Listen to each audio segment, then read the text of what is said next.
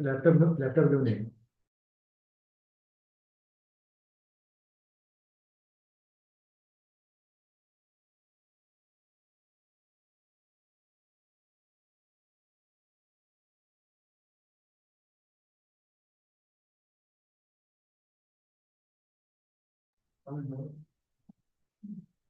Good afternoon, everyone. I am Ms. Divya KM, Associate Professor, MES College of Nursing. Welcome you all to second day of National Webinar on Transforming Learning, Embracing Outcome-Based Education for Future Success. Without further delay, moving forward to our first session, that is on Teaching Strategies on Outcome-Based Education. It's my honor to introduce speaker of the session, Professor Nupur Bambid, MKSS Institute of Nursing, Pune. Madam has completed BSc Nursing from Pune University in year 1998 and MSc Nursing in Medical Surgical Nursing from MUHS Nasik in year 2011.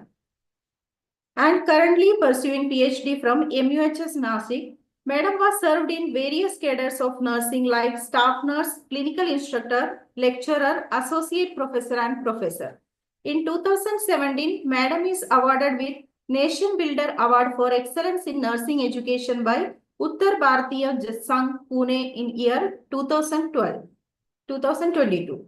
Madam received first prize in Avishkar Research Competition organized by MUHS Nasik. In 2023, awarded a patent for customized pillow designed by Government of India, and also awarded a Special Achievement Award by Education Expo TV's 11th Academic Achievement Award in 2023. With extensive research experience, Madam has been published research articles in national and international journals and also presented papers in conferences, and has been resource person for various regional, state and national level workshops and conferences. It's matter of great privilege to have you as resource person for the session. I now request Madam to start the session. Over to you, ma'am. Yeah, thank you, Divya, for my introduction.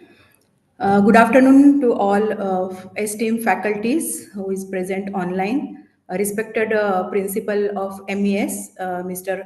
Milin Kare sir, they are all faculty, uh, and all my dear colleagues.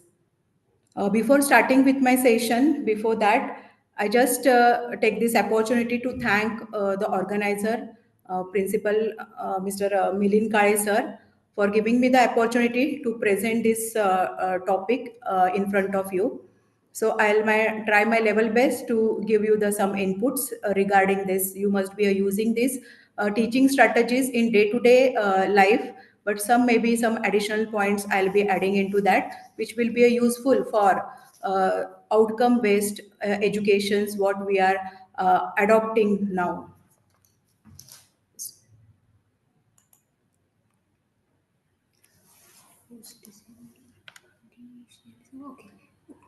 Enable करने तो you can share the PPT.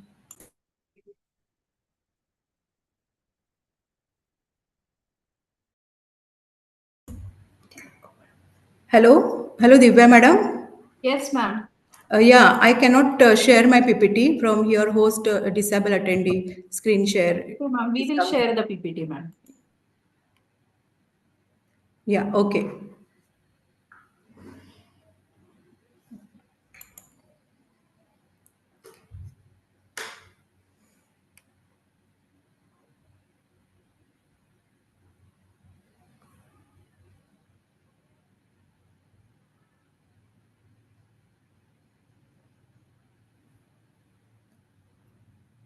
Is it visible? Yeah, it is visible, but do it full screen. Yeah, it is in full screen, ma'am. No, madam. I am not seeing the PPT, madam. Yes, participants, you are able to see the screen? No, no. No, ma'am. Okay, ma'am. We are trying.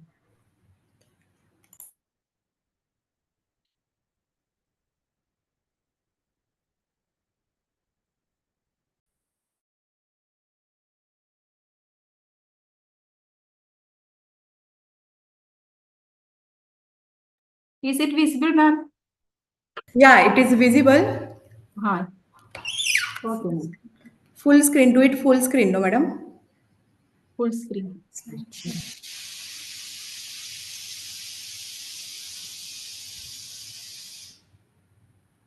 We are able to see full screen.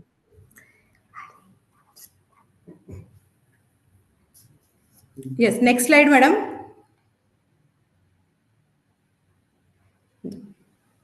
So, teaching in nursing education goes beyond simply delivering information. It's about shaping competent, critical thinking, and compassionate healthcare professionals with evolving healthcare demands and outcome-based education principles. It is essential to adopt effective teaching learning that enhance students' engagement, clinical reasoning, and practical skills. Next.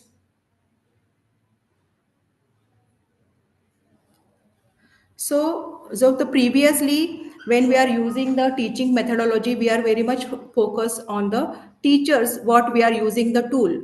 or what we are adopting the teaching methodology to teach our students. So now that paradigm has changed. Now it is we are more active in learning methodology, more active learner centers methods we are going to use this.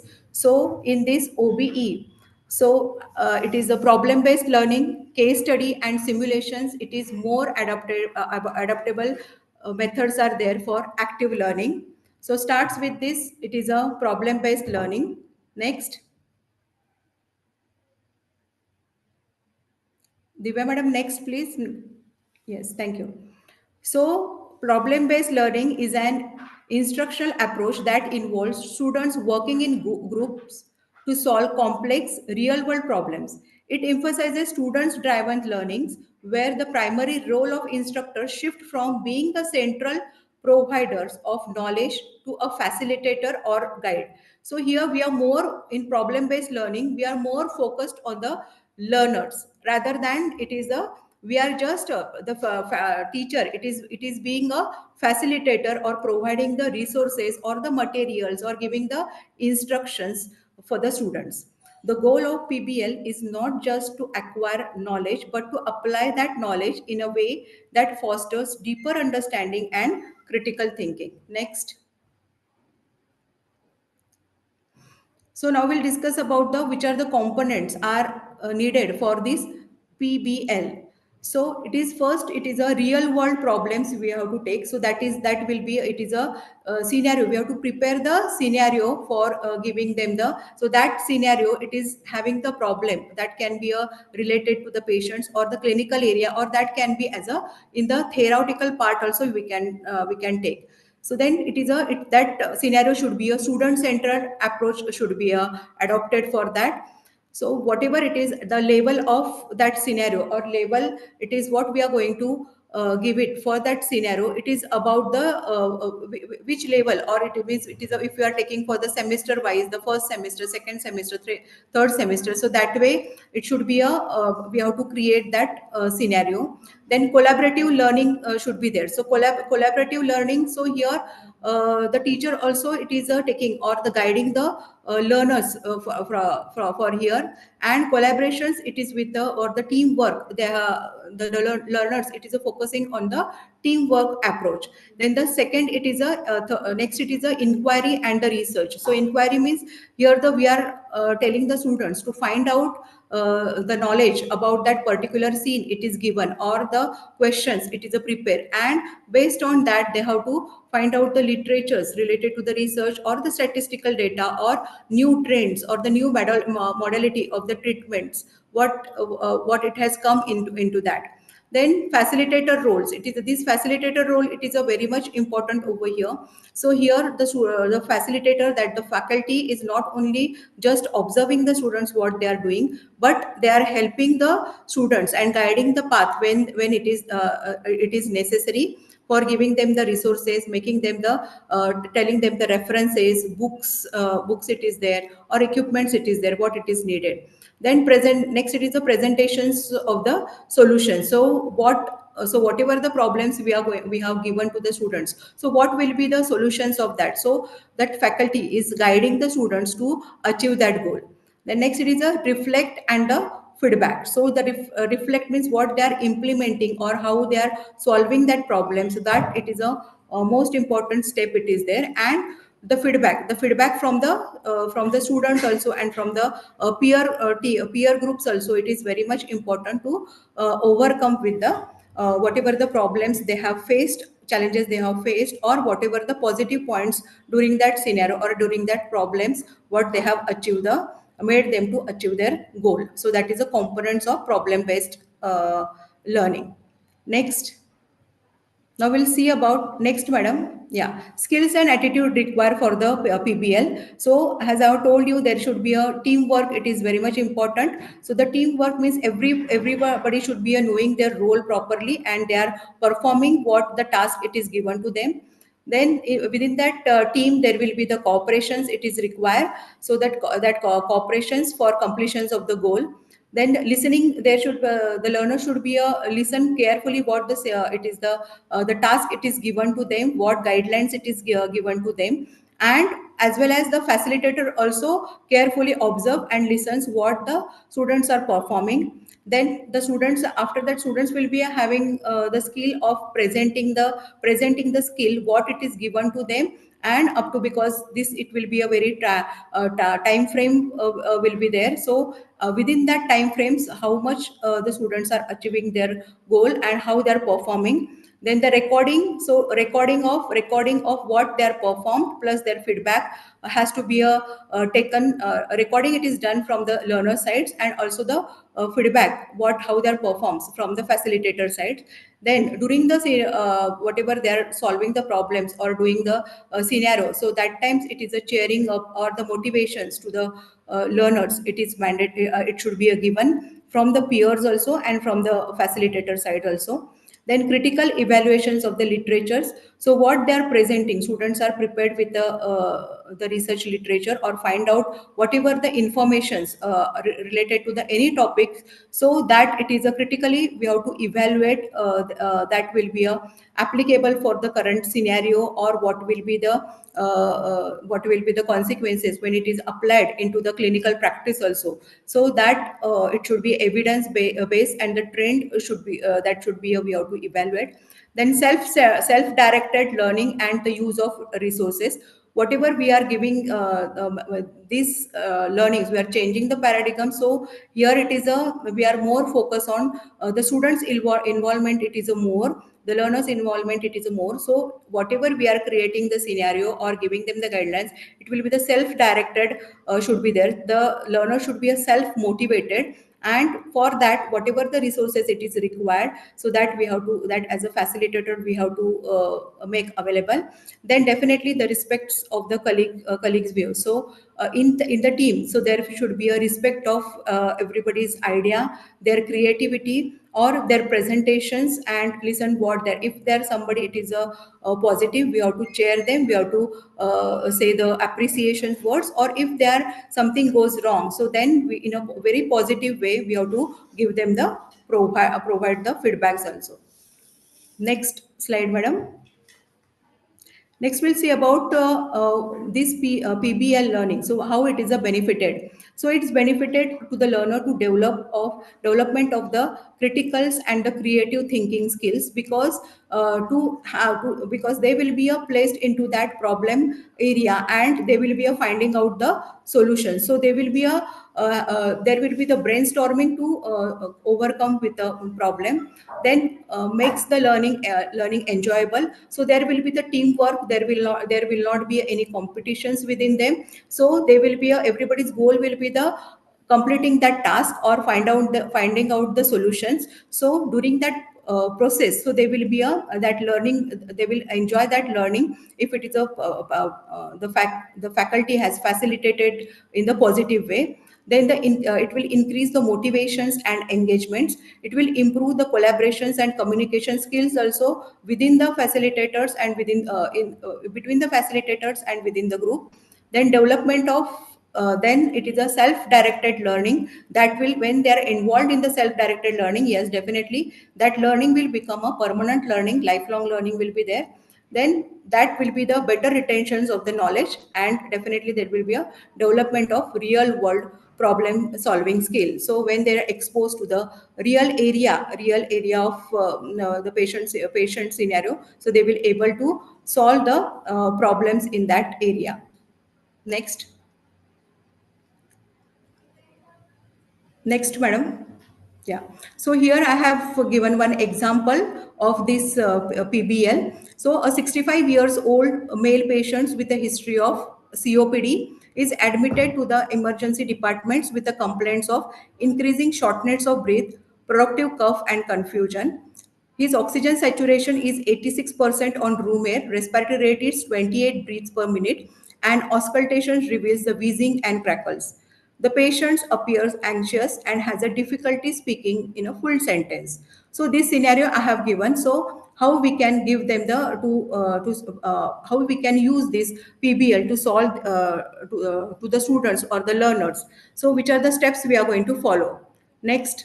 So when it is a first step, Next, madam. So it is a identify the key concerns about the scenario. So 2-3 times we have to read that scenario, tell the learners to read that scenario and identify the key concerns. So here, what are the two questions we can formulate over here? So what are the priority nursing assessment for these patients?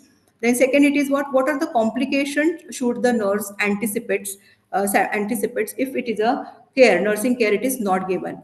Next step it is, so define the learning objectives. So during that, there should be a understanding. Learner has to understand what at the end of this, what I'm going to achieve with this.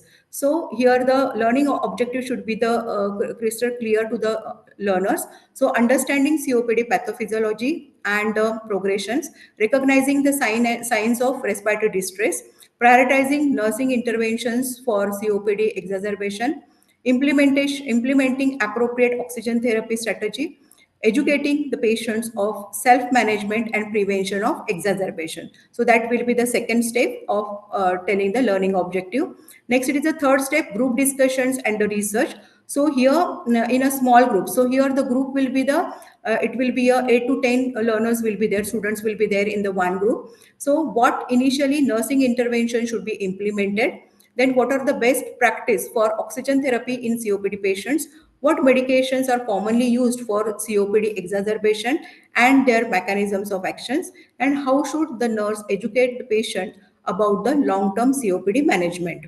So here related, so they will discuss upon this, what are the treatment modalities it is there, and in the long terms, how there, when the patients will go home. So what are the, how the patients, the long term, what the management or what the treatment he will be the continue, that is the follow up and all everything. So it will be a given to the students, plus whatever the literature research means, there is a what are the literatures it is there, so they have to find out the current trends related to this or evidence based practice or the some complementary alternative therapies also they can try it at the home, that also we can tell them to find out. Then next step, it is a decision making and action plan. So the based on our decisions, outline an initial action plan for the patients, including the immediate nursing interventions for these COPD patients. Then what will be the collaborative management, that is a referral or the respiratory therapist or the physiotherapist, they will what the exercises they will able to give them. Then the discharge planning and the patient education. Yes, next. Next, it is the last fifth step. It is a reflections and the take home message. Then during the sessions, during whatever we are giving them the scenario. So on that basis, what are the challenges did they face in prioritizing their care? So that we are going to ask to the students. Then how did evidence-based practice influence their decisions? Taking the decisions to solve the problem, to solve that problem. Then what strategy can you use to improve the clinical decision makings in the future case? So what are the challenges they have faced during this problem solving, and how that it is a how they can overcome with the future cases, so that we will discuss about that. So that these are the 5 steps of reflections, 5 steps of this PBL. Then what will be the facilitator role over here? So encouraging critical thinkings and the peer discussion should be there. So debriefing, it is the most important task that facilitator is doing after this completion of their task. So they will be facilitator will discuss about the what are the positive points has taken place in the this particular scenario, and what the challenges or what the points to improve or what goes wrong in that scenario, that the facilitator will be discussing, plus the case management, actually what are the questions we have prepared, or what are the learning objectives. So the each learning objectives the each learner has achieved or not, so that the facilitator is going to evaluate with that, with the certain formats are also there to evaluate that how they have performed. Then provide additional resources, that is the clinical guidelines if it is required, or some research articles also we can give it to them, and the debriefing at the end. Yeah. Next. Next slide, please. So here the conclusion about the PBL. It is an effective pedagogy methods that engages students in the real world problem solvings while the encouraging the development of critical skills needed in their academic and professional careers. It prepares the students for the complexity of modern world by allowing them to apply their knowledge in practical and meaningful ways. So that is about the problem based learning. Now we'll move to the another active learning methods, that is a case study. Next. So the case study, it is very commonly we are using or giving them the assignments to the nursing students. It starts there from the second years onwards of their nursing professions. So it is a case study. It is a useful strategy for helping the students, learners, how to analyze a case, identify problems and solutions, compare alternate decisions, and arrives at the conclusions about the different aspects of patient care. It is given by the Gaberson. The selections of the client, that is the patients, can be done by coordinating with the clinical instructors and the nursing students. Next. So this is a process of case study. When as I have told you that it is we have discussed that it is a facilitator or the teacher has to give this case to the students, and while selecting the case, certain parameters it is keep in mind that will be some additional some learning should be takes place to the in the students.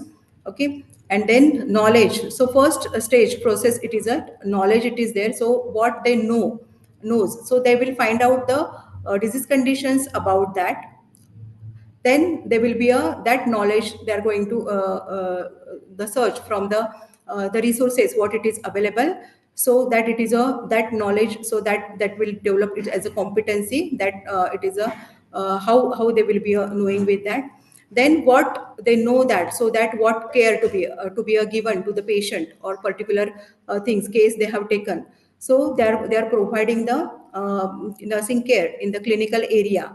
So it shows the how that competency assessments they will be doing, that physical examination, finding out the patient's need or the patient's problem, it is there. And afterwards they will be performing their nursing care to that particular patients to overcome to complete their or fulfill their needs according to the applying to the nurse and the nursing diagnosis. Okay, so that it is a performance aspect is there, that is a process of case study. Next. So that case study, it is the students, it is given opportunity to provide the nursing care for a specific client, and the students are providing the 5 days care to the patients and prepare the case study by comparing with the text. The case study methods is a highly effective, the student-centered learning strategy that encourages students to think critically, analyze complex problems, and propose practical solutions. It fosters engagements with the real-world issues aligned with the outcome based by developing both academic and practical skills, and enhances the students' ability to make informations, and evidence-based decision. So this is a case method, it is there. So where the students will be discussing their case, taking that, giving the 5 days care, it is there. And that also in the clinical area, or sometimes we can take that case study in the classrooms area also, where how I have given the scenario, that way you can prepare the scenario on any disease conditions, and slowly with the all their sign and symptoms, how the patients will be presenting, what treatment it is given, and slowly that you can unfold that case, and giving them the brainstorming, and making them to think over that problem and solve the problem. Next.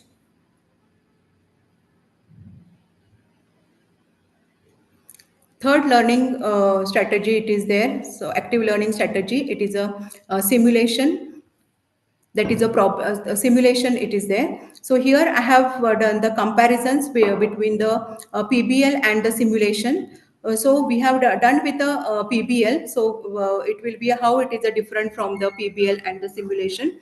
So start with the definitions. In the PBL, the student centered approach, where the learners solves the real world clinical problems through research, decisions, and the collaborations, whereas in the simulations are realistic and the controlled learning environments that replicates the clinical scenario for hands-on practice. So that will be done in the simulation lab, where everything will be in the controlled area. The scene it is created, and it is the real life situations. It is given to the students. They are exposed to that environments, where sometimes the high fidelity, starting from the low fidelity to high fidelity mannequins are used for teaching to the students, or sometimes there is a standardized patients are also used for this simulation. Then next, it is a learning, another aspect is the learning approach. So the inquiry, it will be a PBL, it is a inquiry based focus on the self directed learning and the critical thinking. Whereas the simulation, it is a experiential learning. It is there focusing on the hands-on skill applications and the real-time decision making. So here it is a experiential. They will be a skillfully doing that procedures, or performing the skills on the dummy or in the on the standardized patient. Next, it is a stating. So it can be in the, there is a spelling mistake, sorry for that, the classrooms or the group discussions with the case based learning, it is there. And whereas the simulation settings will be in the simulation lab or virtual simulation platform or the clinical skill centers. Then what will be the facilitated role over there in the PBL? Facilitators who guides the students in the identifying the learning objectives and finding the solution. Whereas in the simulations, the active supervisors or the observers providing the real-time feedback and the debriefing, it is a part of this simulation. Next. Next slide, please.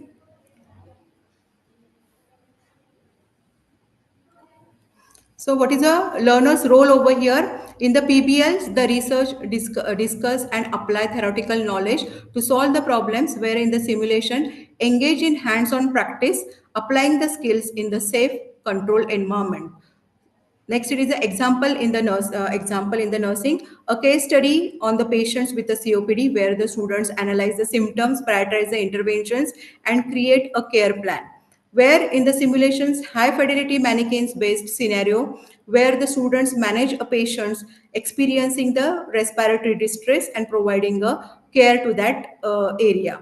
Then whatever the vital parameters are there, so if it is a high fidelity mannequin, it is there, we can show it on the cardiac monitor, where we can increase their heart rate, or increases the respiratory rate, or decreases the saturations. We can create the ABG values and all. So, and we can give them the actual real life situations, what goes wrong in the clinical area, that way everything artificially we are creating in the simulations lab. Then focus developing the critical thinking, clinical reasoning, and the collaborative learning. Whereas in the simulations, it is enhancing the technical skills, then procedural proficiency and emergency response to that given situation. Assessment based on the participations, reasoning process, and the applications of the EBP. Then in the simulations, it is evaluated through the clinical performance, accuracy of the interventions, and the decision making under the pressures. Yeah, definitely it is if it is in the artificially, we are going to create that, or control environment, it is there. But definitely it is we are going to evaluate that their clinical performance and how they are providing the interventions with how much accuracy it is there. So that the some certain standards we are going to set with that, and they have to the learners has to be accomplish their objectives or that goal, whatever the standards they should be making, fulfilling that standards of providing the care. Then when to use this to develop the analytical thinking, research skills, and the self-directed learnings. Whereas the simulations, when hands-on clinical skills, emergency response, and the teamwork need to be reinforced in the simulations. Next slide, please. A conclusion about this active learning methods. So here both PBL and it is a simulations. Both these methods are essentials in nursing educations within the OBE. PBL enhances problem solving skills, while the simulations ensures the clinical competency and confidence in real world patient care. And integrated approach using both strategies provided the comprehensive outcome driving learning for the nursing students. Next. Now here we'll see about the use of technology in OBE.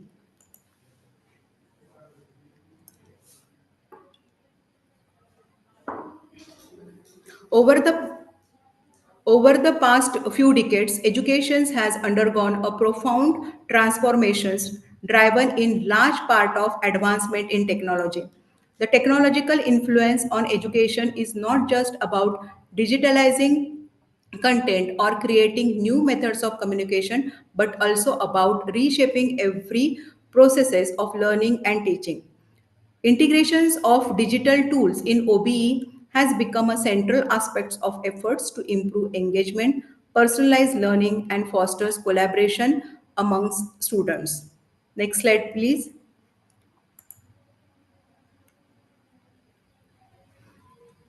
So to have this technology in OBE, so the learning management system, that is a LMS, so it plays a very vital role in providing this outcome based education. So here this LMS is a software platform that facilitates the administration's delivery and tracking of educational content and activity. It's commonly used in academic institutes to manage course, track learners' progress, and enhance the learning experiences.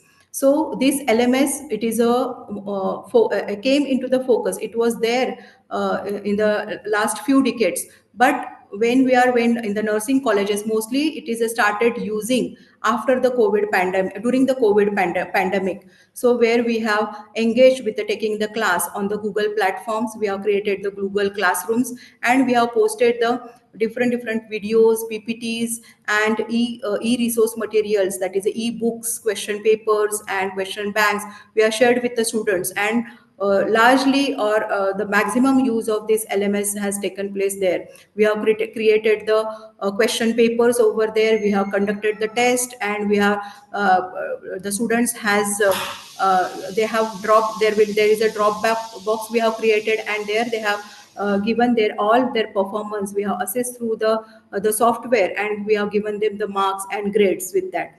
So the development of these LMS platforms like Moodles are also there, Blackboards, Canvas, and the Google Classrooms revolutionize how the teachers manage the course content and interact with the students. And very well in the systematic way, we can arrange our content, our course content. It is there. Our text. We can share over there, or all the records also very systematically we are keeping on this LMS management LMS system. Yes, next. So what are the key features and the functions of this LMS? So it is a course, first it is a course management. The educators can create and manage courses, organize contents, that is the videos, reading, quiz, and sets the learning objectives. It allows for the structured delivery of material and assessments, making it easier for both instructors and the students to stay organized. Next, it is a students enrollment and the tracking. LMS platforms allows for easy students registrations and enrollment. The teachers can track individual students' progress, monitor their completions of assignments, and see overall performance data through reports. Next. Then it is also used for the communication tool. Most LMS includes the features like discussion forums, then messaging and the announcement. Then it is enabling communication between the students and instructors and amongst the peers. Then these tools foster the collaborations and ensures everyone it is informed. Next, it is the assessments and the grading. The educators can create and deliver assignments, quiz. As I have told you, we have already used this during our COVID times, and now also we are using this. Many LMS platforms offer the automatic grading systems, which can save the times and provide students with the immediate feedback. Some systems allows for the peer evaluations and the instructor grading also. Next. Next feature, it is a multimedia support. So LMS platforms is typically support various multimedia forms such as the videos, audio files, presentations, and interactive elements. And this makes it easier for instructor to deliver engaging the content in the multiple formats. Then it is the certifications and reportings, as Moodles are there or the Swayam platforms are also there. After completing their course or the program, the students can receive digital certificates, and instructors can generate detailed report on the students' progress, engagements, and the assessments results. This helps both learners and the educators track the success in the real times. Next. Next feature, it is accessibility and flexibility. LMS platforms often offers mobile access, enables the students to learn anything and anytime from anywhere. This flexibility is especially useful in the online and the hybrid educational model. Then interactions with the other tools also. Many LMS can be integrated with the third party applications like Google Drive, Zooms, or it is a plagiarism checks. It is there. So this enhances the functionality and enables the seamless workflow across the different tools. So these are the features of this LMS. Next. So in the one part of this digital tool is LMS is also the one part of this digital tools. So there are the different types of digital tools are there, from the collaborative tools till the assessment tools it is there. So we will see one by one. So first it is a collaborative tools enhancing the teamwork, and it is used for the enhancing the teamwork and the social learning. So there are the Microsoft, or now it is a Zoom it is there, or Google Workplace, that is a G Suites it is there. These platforms help the students and the faculty to work together, share resources, and the track progress on the group projects. It also integrates the chat features, video conferencing, and file sharing. Then Padlet, it is another Google tool it is there. It allows the faculty to create virtual boards where the students can post text, images, videos, and the other multimedia elements. It is often used for brainstorming sessions and the project collaboration. Next, it is a collaborative whiteboard such as the jam boards or the Miro it is used. So it is enables the students to draw, share their ideas and collaborative works on the project in real time. And that tool also can be used for mind mapping or conceptual framework to prepare the conceptual framework. Next.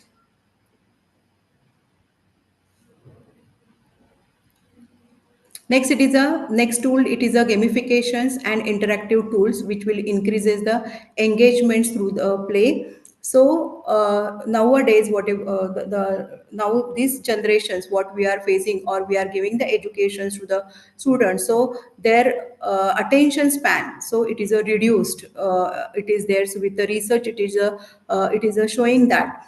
So to engage the students in the whatever we are teachings, or the to have that outcome based educations through, so it is gamifications and interactive tools. Plays a very vital role to engage the learner. So these tools promotes the active learning, increase the motivations, and helps the students retain informations through interactive and the fun exercise. That is a major the platform it is there, that is a Kahoot it is there. It is one of the most popular gamified platforms where the faculty can create the quiz based games or any of any subjects. It is widely used for formative assessments and interactive learning. Cohort, it is a competitive structures motivates the students to participate and strives for better scores, leading to higher level of engagement and retention. Then the next, it is a Quizlets to provide the students for, it is a customized flashcards and learning games. The students can create their own flashcards, share them with the others, and engage in interactive quizzes. Next.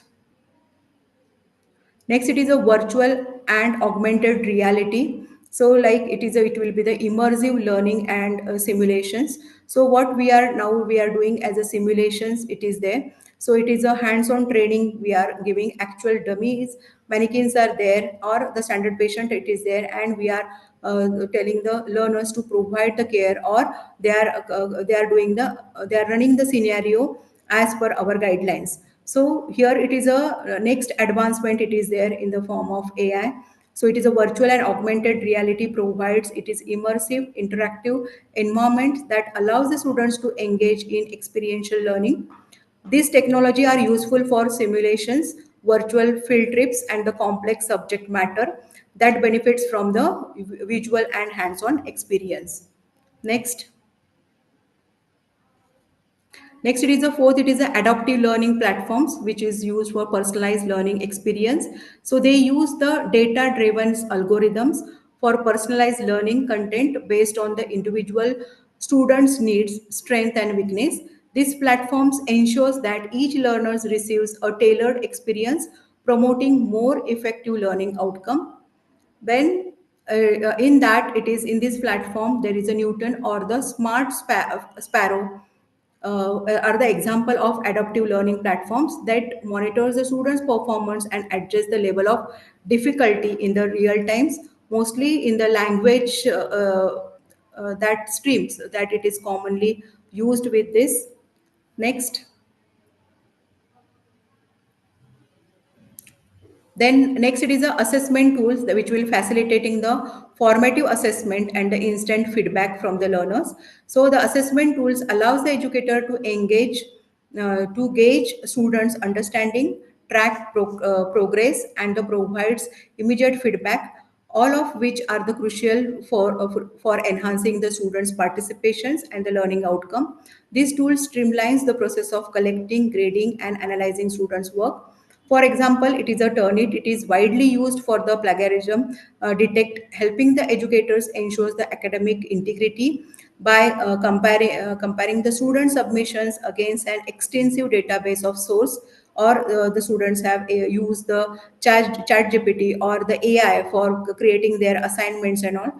So it is also provides the feedback on the writing quality, helping the students improve their research and the writing skills. Also, it is having the grammar check also, or paraphrasing is also available in this Turnitin. Next. Next is commonly used assessment tool. It is a Google Forms, and now it is a for every now and then we are sending these Google Forms and collecting the informations from the global. So it is a versatile tools that allows the educator to create customized quiz, survey, and assessments. It can be used to collect data from students, conduct self-assessments, and even provide instant feedback. The integrations of Google Sheets makes it easy for faculty to analyze results and track students' performance over time. The next it is a automated quiz.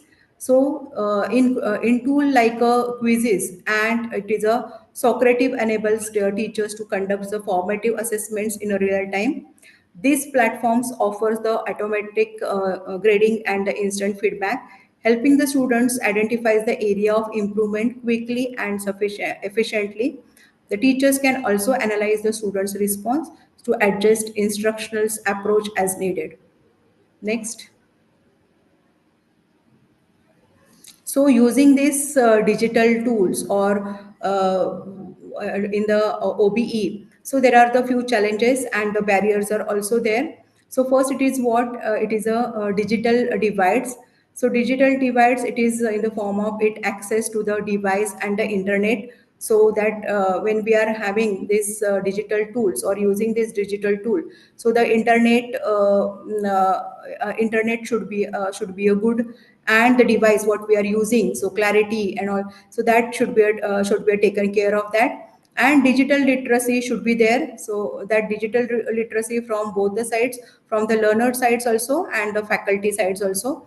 The learners, we have to instruct them how they are going to use this device, because this whatever we are using these platforms, or we are having some smart board or something, or in the simulations labs, we are having these mannequins, high fidelity dummies are there, mannequins are there, or it is we are hiring for the virtual reality. So everything, it is very costly, very expensive. It is there. So related to that, the literacy, how to handle that technology, the training for the learners and for the faculty, it is necessary. So that is the challenges are there, and the faculty development programs should be conducted for overcome with these challenges. Then faculty trainings and the readiness, lack of professional developments, or that, as I told you, that training should be a given. and how to use that, whatever the teaching methodologies are there, how to make use of that, that we have to give them the training to the faculty. Then time and resources. So definitely whatever we are going to use that, so something it is a very short duration it is there, but when we want to prepare a quiz and all, so what gamifications we are using, so it is a everything it is we are going to get with a click of mouse, but it is a definitely we are the teachers has to work hard to prepare what scenario it is there, how to feed that, how to prepare that quiz and all, so it is going to take time for that. Next, it is what? It is a privacy and security. Yes. So it is a data privacy, whatever we are exposing, where we are putting it. It is all, it is in the, it is in the Google platform. It is there. So there is no security about your information, confidentiality of your data. It is not there. Then sometimes it is the cyber bullying and the online safety. That issue is also coming. Next challenge, next slide. The students disengagement. Yes, sometimes in the curriculums we are teaching with the curriculum, but sometimes the students get distracted with the another extracurricular activities with the using with this digital tools. Sometimes students are mimicking that they are learning, and they are doing something, but they will remain a passive with that. Next, it is a cultural and pedagogical resistance. It is there. So resistance to change. Okay. So whatever the traditional methods are there. So faculty sometimes they will hesitate to use this, or they will have the scare or the anxiety to use these digital tools. So they don't want to change that or come out from that traditional use of teaching methodology. And sometimes the pedagogical mismatch it is there. The various digital platforms or the tools are available, but what to which type of tools we have to select, and for which type of students, and for preparing the which type of learning environment to the students, so that sometimes it is a confusing, so the pedagogical mismatch can occur with that. Yes. Next. Okay. So at the conclusions, here we have come at the end of the sessions, and afterwards I will have another 10 minutes for showing you for how to have that certain demo about the what we have discussed, the digital tools. Few of we will have the demo with that. Then as we more towards, madam, just I complete my conclusion. Yeah. As we move towards an outcome based education framework, it is essential to rethink our teaching strategies to ensure that the students develop the necessary competencies, skills, and critical thinking abilities required in their professional practice. Today, we explore the range of innovative strategies, including the active learning methods like a PBL, case studies, and simulations, the effective use of technology through the LMS and the digital tools. So, please make use of this, whatever the I have discussed. You must be knowing before that, or you will be using that, but whatever the something I have discussed today that new, so that try to have that hands on experience and utilize that knowledge, your knowledge, for making the your learner more critical thinkings, and to practice in their clinical areas and in their professional life. So now we'll move towards the practical sessions about this. I have some few things I have prepared.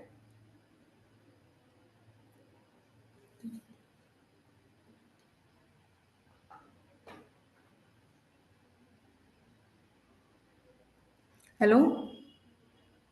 You can share my another PPTs. Yes, ma'am. Yeah, thank you.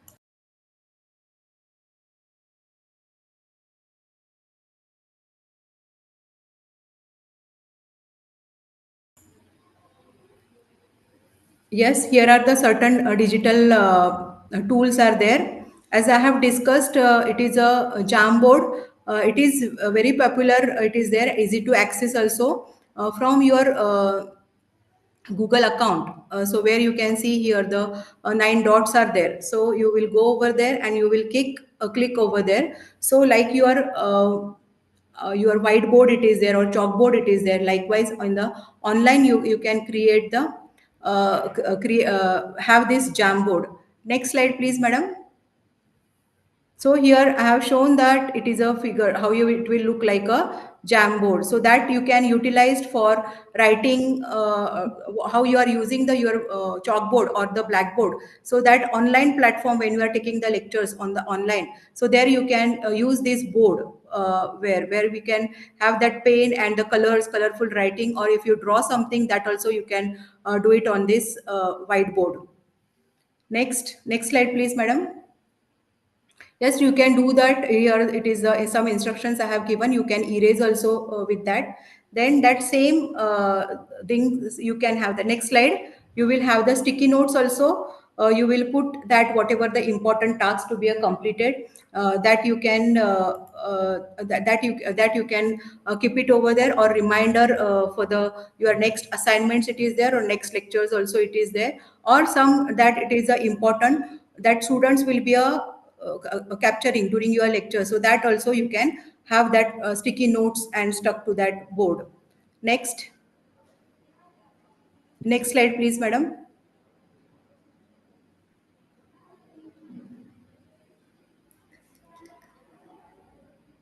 Hello. Yes, ma'am. Trying. Yeah. Yes, next it is a Moodle. It is there. So Moodle also it is a general public. It is there in the general public, and there also where the Moodles it is used for the blended learning, distance education, flip classrooms also we can use for this. And here also the various courses and all we can do it online. So the certain modules are there, and at the completions of that modules you will get the certificates also. So this is also the learning platform. It is there, self-directed learning platforms. It is there. It is like a Swayam platform. You must be using. Likewise, that Moodle it is there. Next, madam. So this is the screen. When you will open that, so you will see this type of screen to that Moodle community. Next. Next, so here it is I have given that you will click over here, you will get the information how step by steps you will be logging into that Moodle platform. Next. Next slide. This is you know you must be I know you must be using this canvas. It is for preparing your brochures and all, or you are including your PPTs, and it is for posting something on the your social medias and all. So I'm not giving much informations about this canvas, but definitely you have to log in, you have to create your account, and there are the various options are there. You have to create the videos, or you have to create the posters, or you have to write something on that your social media. So that also you can create over here. Next slide. So this is a picture, this is a screen. When you will open that, you have to log in like this, and you have to create your account. Next. So like this it will be open. Next.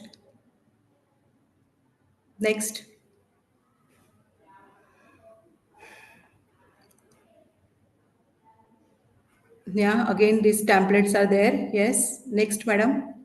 This is all about the canvassing. This is a sample for flyer. It is prepared under the by using this canvas. Then blackboard also it is one option. It is there like a whiteboard. We have shown the Jamboard like a blackboard. It is there. We have to log in from the Google. That is a blackboard. Next, there will be next, madam. Next slides. Yeah, so here you have to write use username, and you have create your passwords, and you have to create your account. Next, here the tutorial it is there for how to use that blackboard. Next. Then Kahoot, it is, I have told you, this is a gamification site, it is there. So here also we have to create the account over here, and then through that you will get the Google, that game code you will get. Next slide, please, madam.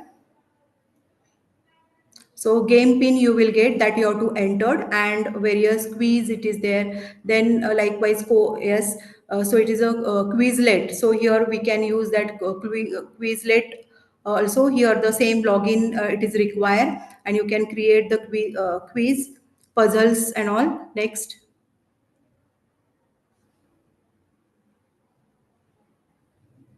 Yes, so here that it is for the quiz. So you want to, so there also you can have that, it is a study guides, it is there, or you want to prepare the flashcards, or you have to prepare the practice test also. So that options are there that we have to choose. Next. Yes, this is all that about that Quizlet only. Next. Okay. How will share? Hello. Hello, Divya madam. Yes, madam. Yes, madam. Yeah, I have finished with that digital tool. Just I wanted to have some say means practically I wanted to show. So I want to Yes. share my this Google. Yes, ma'am. Yeah, my email I wanted to open. So can I share Yes, from ma'am. here? You can share, ma'am, from your side. But again, that it is a disable share. It is coming.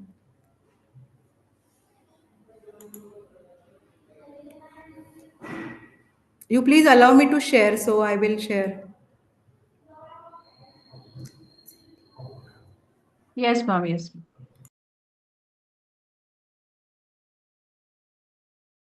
Yes, ma'am. You can share now.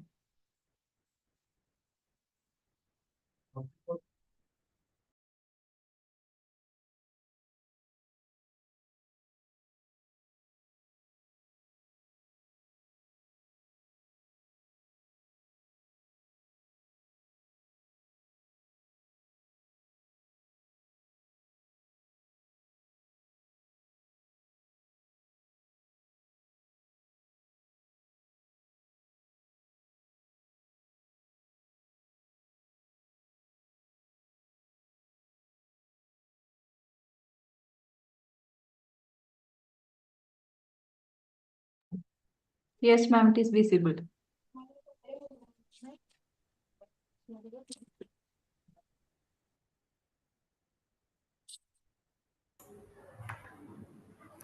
माझा पाय येतो पाय खेळ Hello.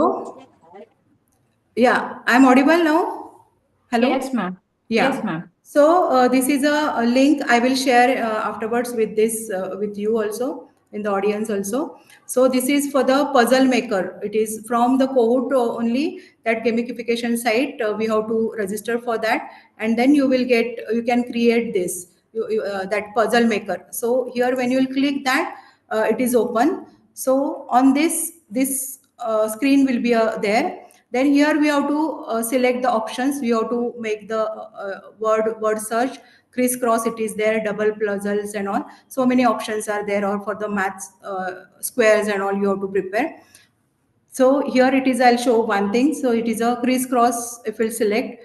So this is a things it is there. So there in the first step, it is you have to write what you want to create. Suppose I want to create something puzzles for the pneumonia, to understand that pneumonia to the students. So I'll just type the pneumonia. Then here it is a second steps, enter your words and the clues, what you want to give it to the learner. Suppose dyspnea. Ma'am, the link is not open, ma'am. We are unable to see. Link link is you're not able to see. We are seeing that No, ma'am, we Gmail can see is your only, mail ma'am. and Just a minute, madam.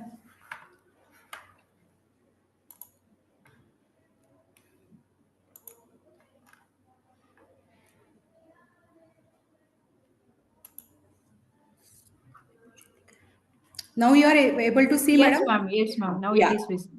Yeah. So that is this is a puzzle maker platform. It is there. So here on the top you will get the all options. You want to make some word search or crisscross or the double puzzles and all so on.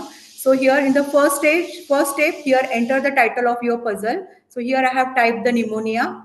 Then it is a dyspnea. It is there that you can give there the your word search or the clues. It is there. So suppose dyspnea, then ABG, then we can write down the X-ray, or we can have that wheezing. Likewise, we can add whatever the features it is there, or so that you can add how much you want to give them the clues to the students. Then third step it is here. So you have to create. So here you can click over here. That is a create my puzzles. Okay. So here the crosswords are there, cross it is there. So here cross 1, 2 and 4 and 1 and 3 it is there.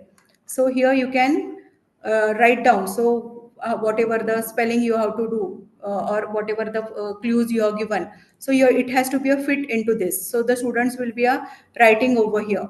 Okay. Suppose here it is so you can print this like a print option it is there for the puzzles. Then show the answers it is there. So can you see that answers? Hello? Yes, ma'am. Yes, ma'am. Yeah. So likewise, puzzles with a different option here, very minimum points I have written over here. So here you can see the dyspnea, then wheezing, it is there. So that X-ray, ABG, what we have written. So that it is everything it is we can see over here. So such type of puzzles also you can create. Then next it is,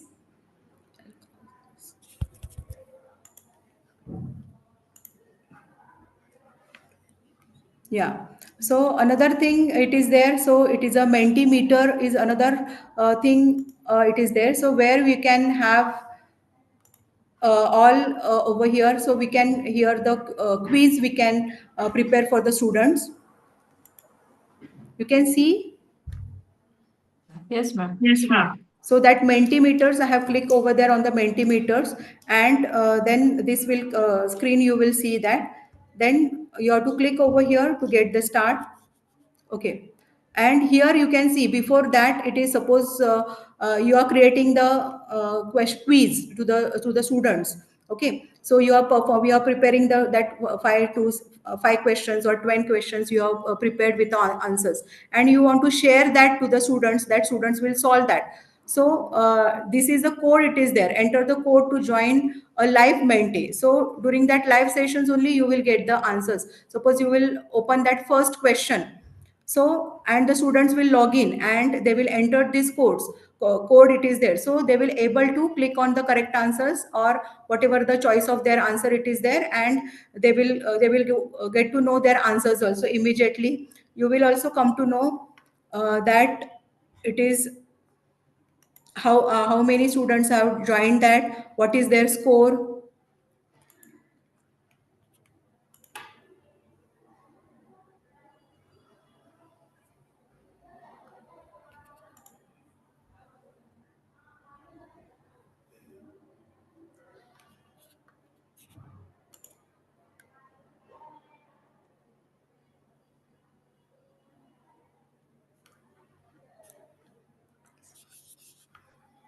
So when you will open that, so this welcome to our quiz. So this will be there. If the students are, you can tell the students to scan this Ma'am, the slide barcode. is not visible, ma'am. Slide is not Screen visible. is not visible. Ah, yes. Just wait a minute.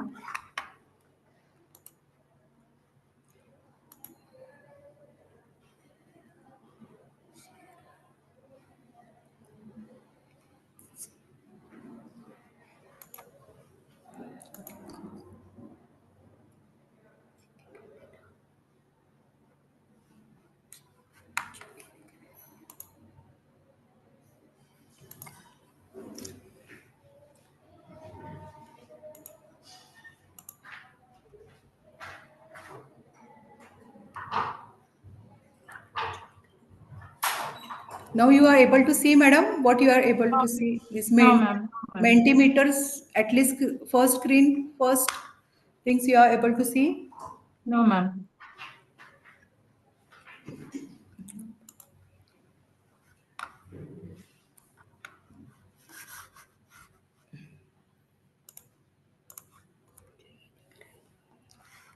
Again, I am going back and starting from first. That is a Mentimeter. My this one email you can see. No, ma'am. Please share that page. Just wait a minute.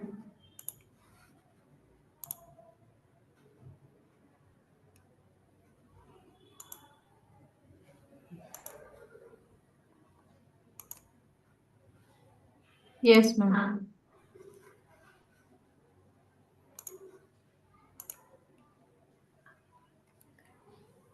Now you are able to see. Yes, ma'am. Okay. Have you seen this? It is a. I have told you that it is a enter the code to join a live mentee. So this is a code. You are that code. It is visible. Yes, ma'am. Yeah. Okay. So that we will tell the learners to join by using this code. They can join and they can lively. They can give them the give that answers. Now you are able to see. Yes, ma'am. Yeah. So this it is a that Mentimeter. So that screen will be a visible like this. Then here my first quiz. So you have to click over here. You are able to see. Yes, ma'am. Okay, now it is a welcome to our quiz that it will window will get open. Here you can see the QR code. So we will tell the students to scan and join. That also one option it is there. So and but still it is a that code it is required to log in. Okay. Then we will create the questions. Okay, so this is one example I have created this it is few hours before. So the question it is what is the compressions and the breathing ratio during the BLS. So this is the question it is there. So here you can give them the, so here I have given one picture also. So here you can, on the right side, you can see the question type. So it is a multiple choice. You can click over here. So here it is a multiple choice questions. It is open.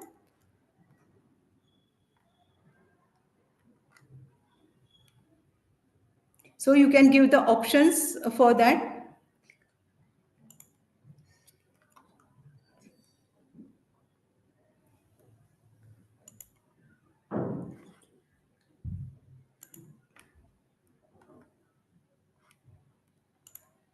Here I have given already the options over here. So here actually I have given already. So but here in the multiple choice, here I have given the options. So that's why it is not coming directly. It is coming the answers over here. So the options are 80 to 100. So it is given over here.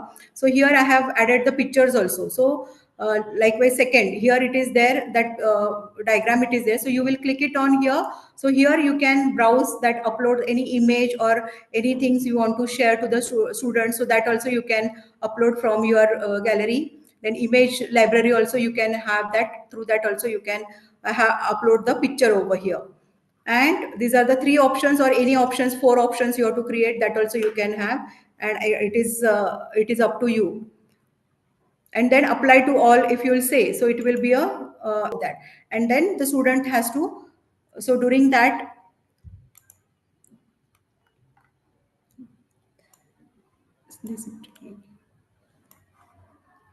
so with this the students, so when the students will join with join now, so it is there will be a, so in your this thing account only you will come to know that how many students they have joined, how they are performing, and what is the correct answer, how many got the correct answer, that also you will able to see that.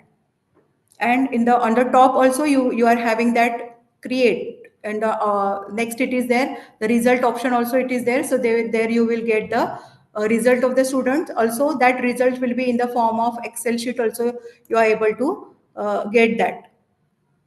And each student's performance also you can have separately. Okay, so these are the some gamification tool. It is there, and many more. It is there to once you explore that, you will have the idea. So this is all about my session, madam.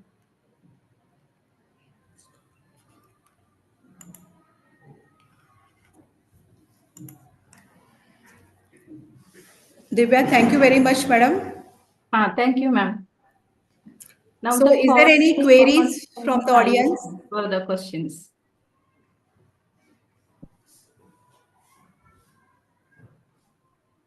Madam, can you tell us what is mean by cultural and pedagogical resistance? Cultural and pedagogical resistance.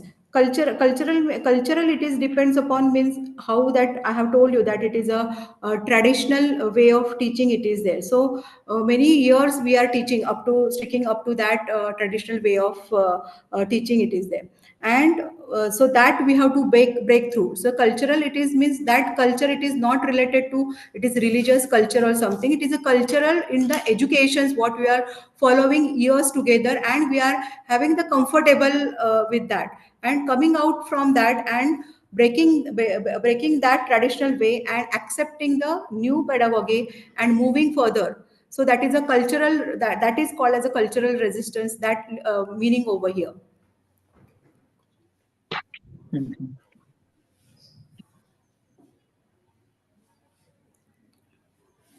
Yes. Any other questions from participants?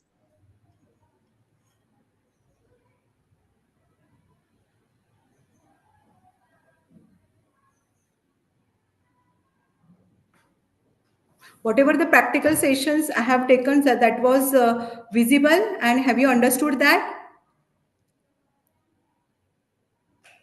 Yes, Yes, madam, audience. we understood that.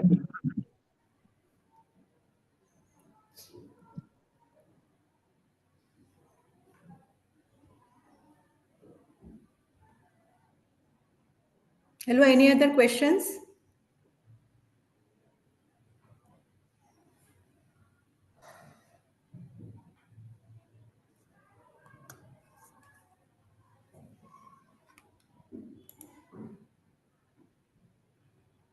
I think there is no more questions, ma'am.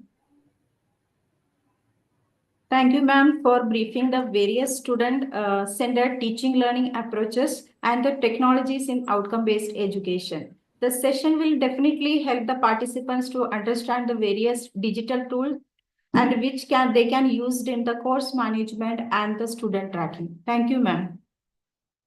Yeah, thank you, Divya. Thank you once again, the organizer and the team of MES for giving me the opportunity and sharing my ideas and whatever I things, something I know about that. It is online tools and all. Thank you, ma'am. Thank Thank you. you. Moving forward to our second section, that is on designing an outcome-based curriculum. It's my honor and privilege to introduce Dr. Mrinal Prashant Chavan, Vice Principal, PD Hinduja College of Nursing, Mumbai. Madam hold an MSc in Nursing with specialization in childhood nursing and PhD from Maharashtra University of Health Sciences, and has been recognized as Pioneer Fellow in 2019 and Emerging Lectures in Medical Education Fellowship 2022.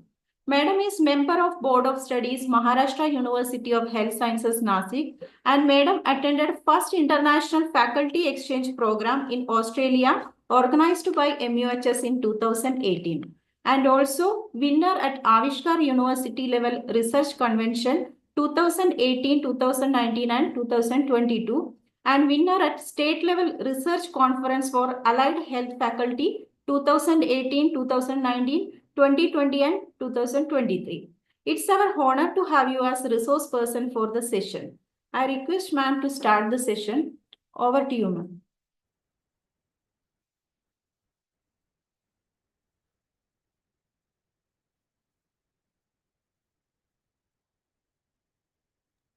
Is my slide visible to all?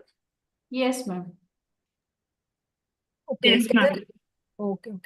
Can I start? Yes, So ma'am. first of all, Thank you for the opportunity given by MES College of Nursing. So what I would be doing next, maybe 45 minutes, what the time allotted to me is designing an outcome-based curriculum. And the topic is very relevant because we are into the implementation of the revised syllabus by INC, and we are somewhere midway in between. So I think this is a very relevant step what MES has taken, and I congratulate to them for that. So how I'm going to take my presentation for next 45 minutes, 45 to 50 minutes. What is OBE curriculum? What are the steps? How would we structure the content to achieve the desired outcomes? How we can frame the effective course outcome as well as learning outcomes and takeaways. I think yesterday's session when I attended, we had a lot of clarity with regard to program outcomes. We had clarity with regard to the course outcomes. So I'm not going to divulge more into it. So OB curriculum, actually it is 20 steps procedure, if we see that. Okay, so the first step is, it stems from establishment of the mission statement, how we can practically do it. I have tried to give example at every level so that it, some kind of clarity we get it. However, I don't claim that it is going to make you very competent in designing the curriculum by the end of this 45-50 minutes. It would take some time and some kind of efforts from our individual side also to make our concept very clear. So establish a mission statement. Now, when we establish the mission statement, in this particular mission statement, I have highlighted the keywords, and we would see how these keywords help us to develop the program educational outcomes. Okay, so the mission statement, for example, what is given over here is to prepare competent, compassionate, and ethical nursing professional through excellence in education, research, and clinical practice, fostering a commitment to lifelong learning and evidence-based patient care. So all the keywords have been highlighted over here. We can remember this: competent, compassionate, ethical nursing practice, and then commitment to education, research, and clinical practice. And also we aim at lifelong learning and evidence-based patient care. Now, second, after ascertaining or after establishing our mission, what we are going to have it is the program educational objectives. Now, these program educational objectives are one step higher than the program outcomes. Okay, or what you can call it as program educational outcomes. They are one step higher. They are more overarching, and we expect them to be achieved by our graduates within 3 to 5 hours after they pass out from our respective universities or colleges. So now the example of program educational outcomes or the objectives, like what you are able to see: provide safe and ethical nursing care based on the scientific principles. See, again, how it is stemmed or how it is taken from the mission statement: ethical nursing care. PO2, that is apply critical thinking in clinical decision making and patient care. PO3, engage in lifelong learning and professional development. Again, see, lifelong learning we have taken from mission statement. All these things actually we have taken from mission statement. And demonstrate leadership and teamwork in healthcare settings. So this is something we expect, the program educational outcomes or the objectives we expect our graduates to achieve over next 3 to 5 years once they pass out from our institution. Now, this is the first, foremost, and very decisive step when it goes to the, when it is related to the outcome-based education. Okay, like yesterday's deliberation and today also what Nupu said, that outcome-based education, the focus is on the outcome and the focus is on the learner, and we as a faculty are the mere mediators or the facilitators, helping our students to reach to that particular outcome or the enlisted outcomes. Now, when we are establishing the mission statement or the program education objectives or the outcomes and also the program outcomes, what we have to do it is, and I think most of us do it at our level, that is engage the key stakeholders. Now, we will have simultaneous responses. Let me see how quick you all can be. So who can be the stakeholders? If I'm able to see it in my chat box, okay, who can be the stakeholders? So meanwhile, I can discuss what we can do it is, we can have a curricular convention where we invite all the stakeholders. So whenever there is a, what Nupur also mentioned about it, whenever we have a paradigm shift in the syllabus implementation, okay, or a very decisive step in the syllabus implementation. So we can have this kind of curricular conventions which would help us to have the input from all our stakeholders. Excellent. So somebody has said alumni, so we would involve one of the stakeholder can be alumni, parents, employer, students themselves, okay, and also the industries to which we provide our workforce, the competent nursing workforce, so that they meet the demands of healthcare in the society. So once you involve the stakeholders, you can have the workshops for what I have told you, the curricular conventions or the workshop for the mission statement development. This is a very key aspect, like mission statement development, because most of your program or education outcomes are going to stem from the mission statement, as I have told you already. Now, ensure that your program POs and POs are in alignment with the SMART criteria. Okay, so when we are talking about outcome-based education, we need to measure this outcome. And unless and until we apply the SMART criteria, we will not be able to quantification of the, we would not be able to have the quantification of this kind of outcomes. So specific focus on key learning and professional outcomes. Maybe when it comes to learning the clinical expertise, what a nurse can have, measurable. Now, when I say that clinical expertise is, one specific PO, program outcome, how am I going to measure it? Okay, whether it is achievable, whether I would be able to measure it semester wise, I would be able to measure it at the end of the course, at the end of the program. Okay, relevant, whether it is addressing the current industry needs and the healthcare needs. Time bound, when it is expected by my graduates, when it is expected that my graduate should attain this. And very importantly, you need to involve your SMEs also, the subject matter experts. So these are few steps what you would undertake for mission statement development. And what I've said, this is very, very important aspect. Now, let me again getting back to the chat box, be very, quick with regard to this. I have put down the POs. First PO is talking about safe and ethical nursing care. PO2 is talking about critical thinking in clinical decision making. PO3 is talking about lifelong learning and professional development. And PO4 is talking about demonstrate leadership and teamwork in healthcare settings. So now when it comes to the quality patient care, which has stemmed from the mission statement, out of this 4 POs, which would be applicable, can you put it in the chat box? Quickly, like safe and ethical nursing care will applicable to which part of the mission statement? Will it be applicable to quality patient care? Will it be applicable to evidence-based practice? Like quality patient care is when you are talking about clinical decision making, whether it is applicable to quality patient care, whether I'm talking about lifelong learning and professional development, whether it is applicable, very good. So what Meghna has said, PO1. So let us see one by one how it is. So you have to create this particular matrix. Now, if you have understood this, like my first PO1, okay, so that is taking care of, it is applicable to quality patient care also, it is applicable to evidence-based practice also, and it is applicable to the ethical and compassionate nursing, because it is talking about safe and ethical nursing care practices. However, the last part, that is leadership and teamwork, may not be applicable to PO1. So last one we will see, just a paucity of time, just to understand it. Please understand this concept.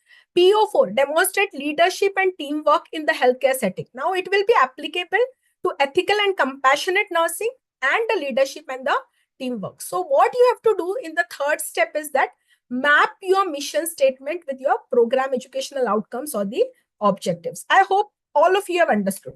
Now, this is one more thing what we have to understand when it comes to the outcome-based education. You have to define. Yesterday also, many speakers talked about Bloom's taxonomy and the significance of Bloom's taxonomy in application of outcome-based education. So when we are defining the program outcomes, let it be with the Bloom's taxonomy. Now, what are the levels in Bloom's taxonomy? As all of us know that there are 1 to 6 levels of Bloom's taxonomy. See, why I'm talking about it, it will come in the consecutive slides, but just to put that particular thought into mind, when we are benchmarking our outcomes, we are going to benchmark these outcomes across these levels. Are you understanding this? Either we will benchmark it at the 1 and 2, that is remember and understand, or we may benchmark it at apply and analyze some of the outcomes. Sorry. Some of the outcomes, what we are going to apply, that is 3 and 4. Okay. And some of the outcomes at 4 and 5, like interpret patients' data for clinical decision making. Same examples I have taken. So analyze and evaluate, and professionalism may be create. Are you understanding this? What one has to understand is that lower order thinking skills usually are level 1 to 3. That is remember, understand, and apply. Whereas higher order thinking skills are HOTS, that is 4 to 6. So again, when you are having your assessment methods, where all these things will help you, the LOTS and HOTS aspect of this, when you are benchmarking your outcomes, okay? And apart from benchmarking the outcomes, when you are planning your assessment strategies, okay? So these are the two areas it is going to be of help. So this is something we will remember it, how it is going to the Bloom's taxonomy level, and all of us ought to know these levels, okay, so that we benchmark our outcomes, and once we benchmark it, we chase it, okay, and once we chase it, we will know whether we are positively achieving it or whether we are not achieving it. Depending upon that, we need to take some kind of remedial action. So therefore, this is very, very important aspects when it comes to the OBV. Now the next slide, what you will be able to see is map your POs, that is your program education outcomes, with the program outcomes. Are you understanding this? Now the colleges would have the program outcomes immediately. Most of your graduate attributes, what you what you would say, they are nothing but your program outcomes. Most of the time, you would expect your students to have those program outcomes. For example, the domain knowledge, that is a nursing knowledge. Another thing may be the leadership. Third thing may be the communication, so on and so forth. Okay, so every college would have their own program outcomes, basically stemming from program educational outcomes and primarily which is coming from the mission. So take an example, please understand this slide. Once we comprehend it, I think the further journey would become very easy. You please let me know if I am fast also. So you remember what 4 POs we had put it. That is the provide safe, ethical, and nursing care based on scientific principle. Apply critical thinking in clinical decision making and patient care. Engage in lifelong learning and professional development. And fourth one is leadership and teamwork in healthcare setting. So I have put it like this: safe nursing care, critical thinking, lifelong learning, and the leadership and teamwork. When it comes to my PO, maybe the program outcome, explain nursing theories and pathophysiology, perform patient care clinical procedures safely. So you may call it as a clinical competence, okay? PO3, critical thinking. Under this, maybe interpret patient data for clinical decision making. PO4, demonstrate ethical leadership and communication skill. So let us now see. Take example, provide safe nursing care. So in order to have safe nursing care, that means I need to know the pathophysiology, I need to know the nursing theories underlying, and also I should be able to perform the procedure safely. Is it clear? So that is this PO1 and PO2 will get applicable. Now the second one is apply critical thinking skill. Are you understanding this? So for applying the critical thinking skill, I need to know the pathophysiology. Now, what is the issue in this particular? This is a deliberate this. Is you think apply critical thinking skill PO2 is going to be applicable or PO3 is going to be applicable? Can you put it in your chat box? You are understanding this, whether PO2 is going to be applicable or PO3 is going to be applicable when I talk about critical thinking. Quickly, I'm not able to see any responses. Very good, Pooja, Srushti, Meghna. So I think our presentation is making sense. So this is an error. Are you understanding this? So apply critical thinking should, which are the related POs over here?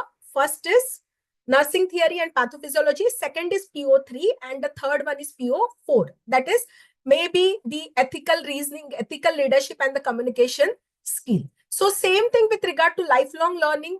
Maybe it is applicable to PO1 and PO3 because, and sometimes it can be PO4 also. Leadership and teamwork. So I think, see, all those things, leadership and teamwork, what again can have is all three things. That is PO2, PO3 and PO4. 4. Is it clear? So this is the way we are going to map our educational outcomes against the program outcomes. Once we do this POs, now we are going to have the defined course outcomes. So when we are doing this, you will have a curriculum committee at your college, and every college would have a curriculum committee and would have the representative from every class, okay, or from every course, okay. So up to this, maybe overall things you will do it. Now you will go to the, now there is going to be the design down, okay. You will decentralize your approach while making your OBB. Now you will go to the course outcomes. For example, you would have the course outcomes. Now this course outcome you have to align with your POs.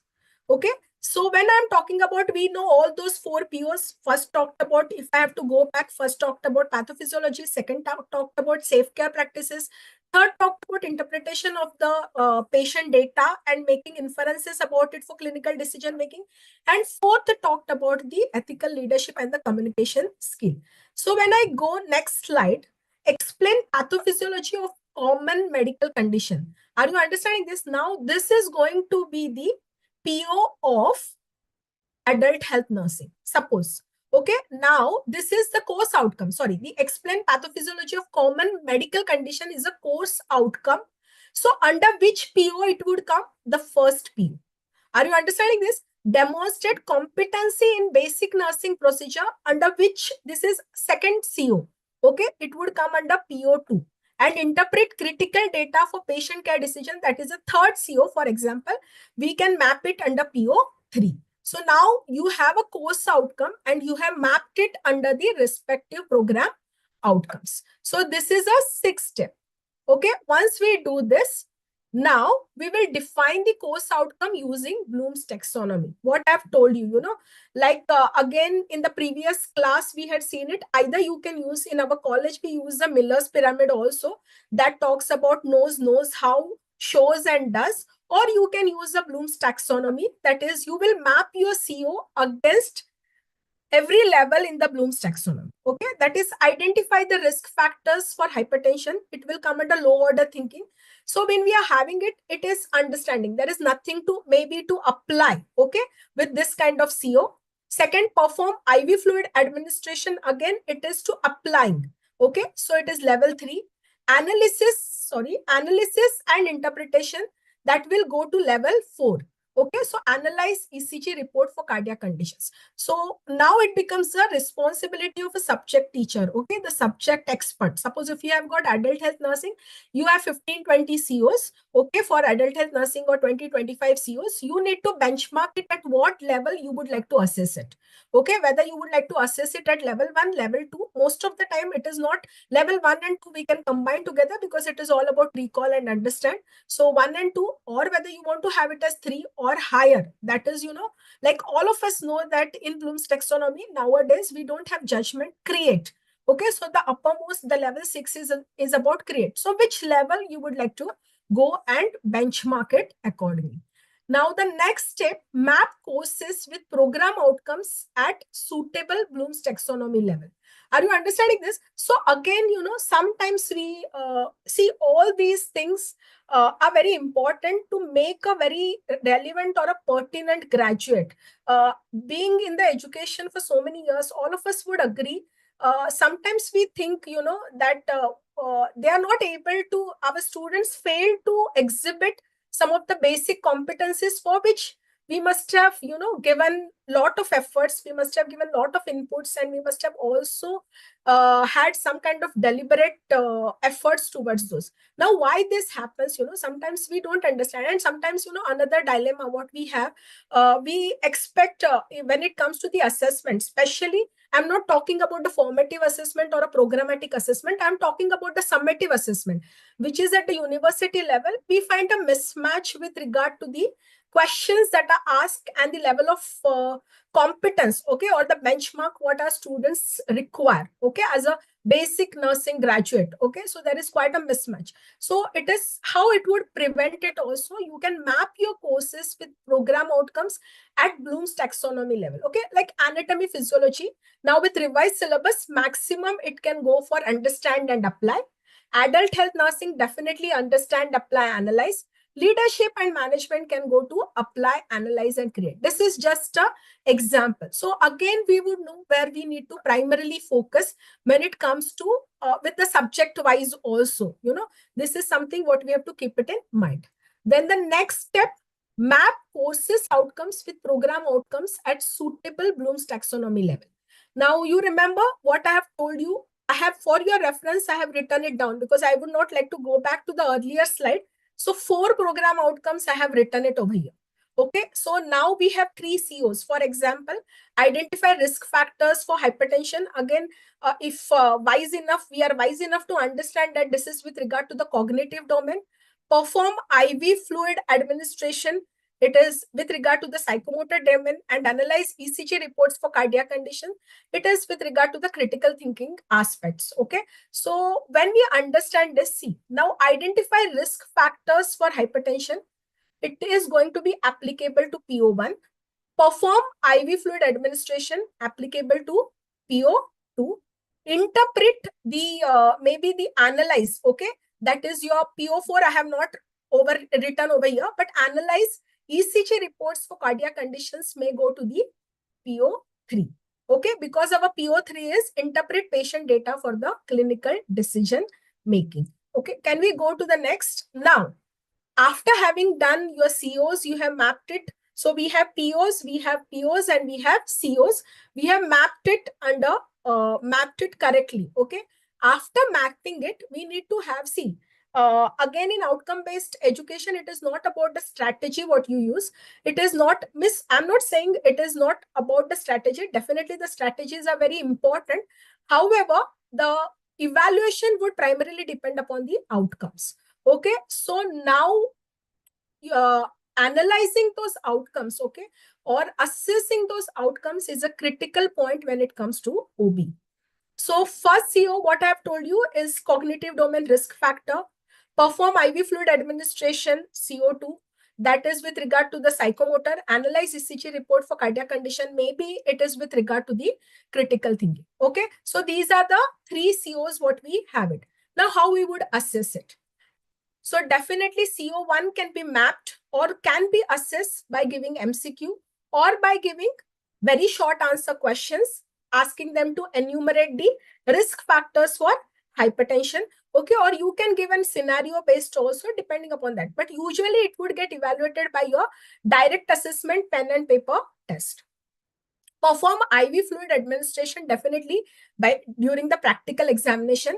And CO3, that is analyze ECG report for cardiac conditions, maybe case study, okay, or whatever methods, the strategies what we have seen it earlier also. So these can be used for assessing each course outcome. So if we have come to this 10 step, one should understand that whatever course outcome we have written it becomes a mandate on all of us to assess it, either through the direct assessment methods or through the indirect assessment methods. Now we will see how we can do it direct and the indirect assessment methods. Okay. Now the next step, the 11th step is map topics with COs. So one more thing, how we can assess it. So hypertension, CO1.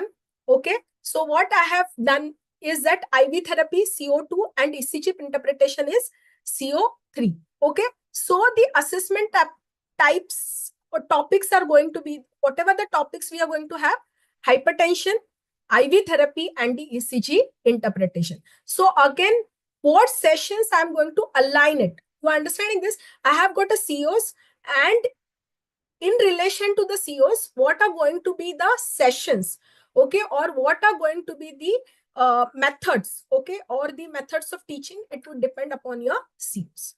Now, next one, once I have decided the session, I would now decide the pedagogical tool.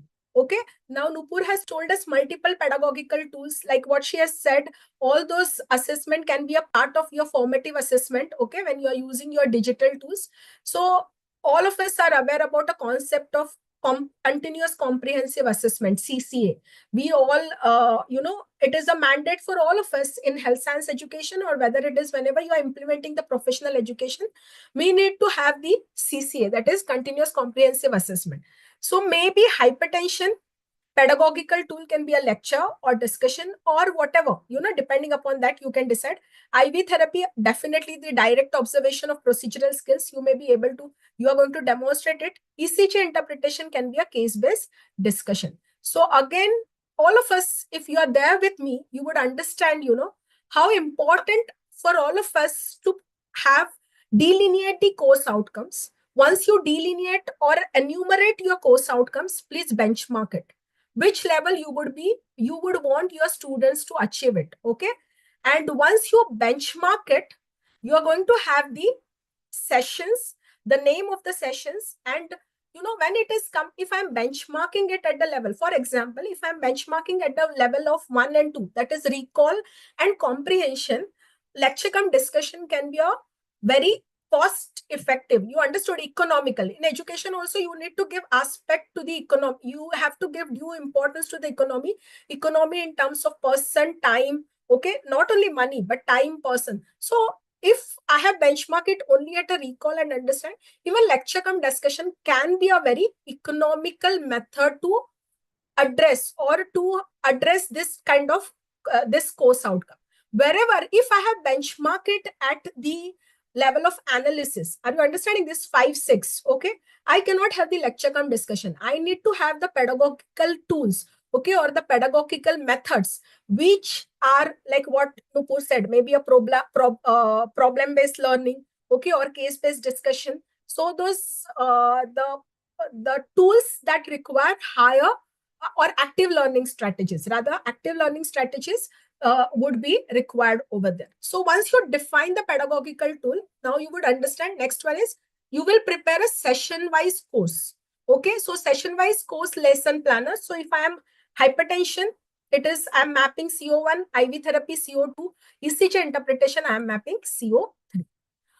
Once I map, this, I'm going to have the questions. I have decided that define hypertension. So through this, whenever my students define the hypertension, either through the direct assessment method or indirect assessment method, I'm mapping the CO1 and which is at the level of level 1. Okay, perform IV cannulation CO2 and it is at the level 3. Analyze an ECG strip CO3 and level 4. So this is also I have mapped the questions. Okay. Now, once you map the questions, I need to define rubrics. Okay, so IV insertion again, rubrics perform without errors, minor errors, or the significant errors. I would show you how we have done it at our college. Okay, so at the end, 16, once you do this, major, you have done everything. You have your program education outcomes, you have your program outcomes, you have your course outcomes. Now your course coordinator, okay, class coordinator and the subject teachers are helping us to devise the pedagogical methods and helping us to have the assessment methods so that we are able to map this course outcomes. So once we map the course outcome, we need to compare it. Okay, otherwise measurement is a very, very crucial aspect. Unless and until we measure it, we will not be able to gauge the effectiveness of the outcome-based education. So define clear threshold criteria for each CO. I think all of us know that most of the time, like BLS, for example, the threshold criteria cannot be less than 100%. They need to have the 100% competence. Are you understanding this? Implement a user-friendly dashboard for visualizing the performance metrics and regularly review and adjust threshold. So I will show you with example. Now, how defining clear? Are you able to see, all of you, clear CO threshold criteria? So demonstrate proper hand washing technique. 80% is a threshold. Okay, average 80% competency. If this is a threshold I have decided maybe at first semester level. So what is the assessment? Either by OSCE, okay, or you can have different assessment methods also. Interpret neonatal jaundice lab report, 75% average, the aggregate or the average success across the class. So maybe the case study analysis. Administer IV fluid safely, 85%, with practical skill check or the direct observation of the procedural skills, DOPS, what we call it as. Develop a patient education plan, 70% project-based assessment. Now we can have a dashboard to visualize it. It is very easy. In the Excel sheet, you can have this. I have got an example for this. Now I have understood hand washing technique. I had got a threshold of 80%. but the class average is below threshold, 78%. IV fluid administration, 85%, but the class average is 90%. That means I have achieved this. Neonatal jaundice diagnosis, 75%, but the class average is 72%. That means below threshold. Patient education plan, 70%, but it is just an hypothetical example. But the class average is 75% and achieved it. Now, these are two areas, they are below threshold.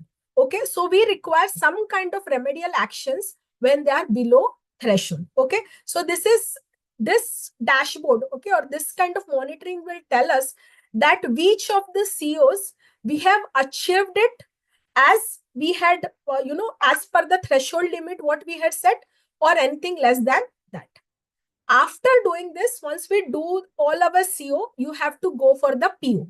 Okay, so it is what I've told you. When we started with PO, CO. Now, when you go back, okay, assessment, you will assess the CO. From there, you will get an idea about the PO, and then from there, we will get an idea about PU. Okay, so again, there is a example for this. Okay, work with faculty to set semester-wise PO standards for assessment. Conduct regular reviews. If you see, almost in the developed countries, they have a competence board, okay, and competence review meeting. And especially in medical education, it is a very, very popular feature, okay, because they also have seen that there is a lot of gap between the expected performance level of the medical graduate against what they exhibit once they are into the field. So when you have a competence board, okay, or a competence review meeting, they have a dynamic dashboard. They look at it and they understand that which are the areas they are still lacking, and it becomes very imperative for the authorities, okay, or the involved facilitators to take the remedial action. So conduct regular review and incorporate feedback from industry experts to enhance and fine tune. So whenever you look at the CO, it can be at the level of your department, it can be a level of your college. So it is internal, environment that would majorly impact, the attainment of the CO, comparison of the CO, and whether you are achieving or not, so on and so forth, and remedial actions needs to be taken. But when you are mapping it against the program outcome, only the internal environment or the internal stakeholders are not going to be of like along with the internal stakeholders, you need to take the help of the external stakeholders also. Okay, so like for example, what are the levels you will have? You will first decide the student achievement level. Then you would have the PO-wise performance. You would do the gap analysis, whether we have achieved, whether we have not achieved, whether it requires improvement. You would also take review from your faculty and industry experts input. So now the same thing, all of you are able to see, suppose these are the 5 POs I have for BSc nursing. Okay, patient care and safety, evidence-based practice, clinical decision-making, communication and collaboration, ethical and legal practice. And this is a threshold what we have set. Now, one more thing, what I would like to let all of you know that this threshold is variable. Are you understanding this? Now, how would you decide the threshold? Definitely, if you have certain mandatory guidelines from your central council with regard to the competence asset attainment, or you can have your internal benchmarks also. I think that also would help us, and it is very wise, and or it would be very, once you have now, suppose, one more point of contention over here, patient care and safety. Suppose if you have this 2023-24, you have put a threshold limit of 75%, and you are seeing that over last 3 years we are achieving it, that doesn't mean that you would keep your benchmark at 75%. It becomes your responsibility to enhance it. Otherwise, what would happen? It would become, some kind of stagnation or the complacency that would creep into your system or in your culture. Okay, so the threshold, now what you are able to see again, you have to map it against the current performance, whether it is 80%, 70%. So what is a gap analysis is telling us here, we are doing well, okay, in the patient care and safety area. So all the COs which are there, okay, so the aggregate of all those COs performance will come under the patient care and safety area. And when we find that it is plus 5%, we would say that it is achieved. Okay, evidence-based practice, minus 10% needs improvement, minus 7% partial attainment. Now, who would decide whether it is needs improvement, partial attainment, achieved? All these questions are there in your mind. So it can be a decision by the curriculum committee in consensus with the external stakeholders also, we can decide, what is going to be our level, when we would say that it is achieved, when we would say that it is partial attainment, and when we would say that it is not attained. And you can color code it also. So when you have this kind of a visual dashboard, now you know that which are the two POs, okay, or which are the two POs we are doing wonderfully well, okay, we have achieved it. We may need to revise our benchmark with regard to this, or we may have to reinforce the practices, reinforce the pedagogical strategies, okay, which has helped us to achieve those POs, okay, in a very satisfying manner. Now, another thing is where we have a negative variation. Okay, so the negative variant is when it comes to the evidence-based practice. So again, we would go back and we would see what is the problem with the evidence-based practice, and we would have a very focused, deliberate efforts in order to enhance the COs and POs performance under evidence-based practice. And you can have this kind of color coded whenever you are presenting into at the end of the year. It is mandatory that curriculum committee needs to present this kind of report. So when they are presenting this kind of report, you can make it color coded. Okay, when it is achieved, it can be green. Like, there is no hard and fast rule. You can have your own ways of doing it. When it is alarming, it can be red, and when you have attained it partially, it can be a yellow. And then we can have a remedial action based on those the indicators. Okay, measure the attainment of each PO. Okay, through direct and indirect assessment. This is very, very important. So what can be, now let us go back to the chat box. Now, if you have understood it, okay, we have learned about the direct assessment methods, and we have also learned about indirect assessment methods. Can you tell me what is the meaning, what are some of the methods come to your mind when it comes to direct and indirect? I'm giving you a liberty. You just put it in your chat box and let me see how much you're understanding about the assessment methods. Is my question very clear to you?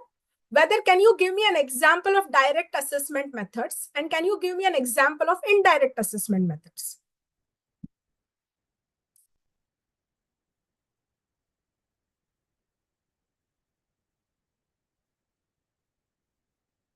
Okay, Meghna asking questions. Okay, so asking questions in the classroom, it can be an indirect assessment method. Anything else? Direct assessment, what you would be able to see. It is not a very difficult. Indirect assessment and direct assessment. What can be a direct assessment? Very good. What he has said, written assignment. Okay. Now, what you tell, pen and paper test, what you give it, your sessional 1 exam, sessional 2 exam, what Meghna has written, whenever you observe the procedure and you rate the performance of an individual against the observation checklist, very good, practical examination. Now, who can tell me what are the indirect assessment methods? Anything? Okay, Lingaraju, group project, if it is an evaluatory, see, if it is, it would become a direct assessment method if it is a part of your formative assessment schedule. Are you understanding this? Indirect, very good. Who has Pooja has said feedback. Okay, feedback is a indirect. Feedback can be from whom all we can take the feedback. We can take the feedback from student. Okay, so we can take the 360 degree. Okay, so we can take the feedback from patients. We can take the feedback from industry experts, because ultimately we have to align with them. As all of us know that, all the stakeholders, what Nupur also has said, it is very important that you take it all the stakeholders to make our curriculum, especially the institutional curriculum, very relevant to the societal needs. Okay, so very good. I'm very happy with the responses. Thank you very much for your responses. So what you are able to see, direct assessment, objective image, something what you would be able to see with your eyes. Like almost all of you have said, OSCE, rubric, okay, case study analysis, written examination, your sessional 1, sessional 2, simulation-based assessment, what you do it in your lab hours. Are you understanding this? All this will become the direct assessment. And let me tell you, in nursing, we predominantly use this work-based assessment methods, what they are called as WBA. Okay, you can have a reading about work-based assessment methods. Like one of the method is OSCE, clinical encounters, mini-sec, so on and so forth. Okay, so all those methods become the tool of the direct assessment. However, indirect assessment is a perception-based assessment.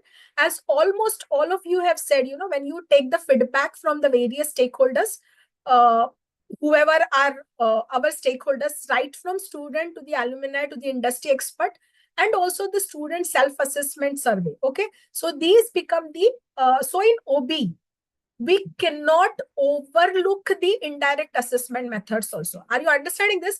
Because at the same time, it is, I don't know whether how much you are aware about it, but I learned it during my famous stint, there is something called as McNamara fallacy when it comes to the assessment. What we think, something what we are not able to measure, we think that it is not measurable.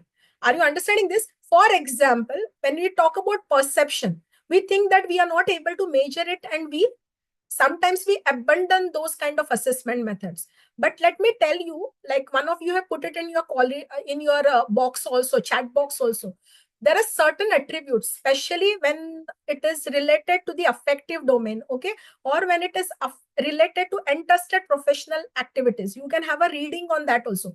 Entrusted professional activities, in that amalgamation of everything, psychomotor, cognitive, attitude, सब कुछ रहता है उसमें. So under those circumstances, your indirect measurement of assessment also is very, very valid. Are you understanding this? They can provide you, give you a clue. Those are some of the areas which may surface during your RCA. Why one of my metric is not doing so well? Are you understanding why one of my PO is not doing so well? Are you understanding this? So when you do the RCA, when you do the Pareto's analysis, this indirect assessment methods can give you a very, very vital clue. So what is my request to all of you? Don't abandon. Are you understanding this? Indirect assessment methods. When we are talking about OB, indirect assessment methods are also very, very crucial.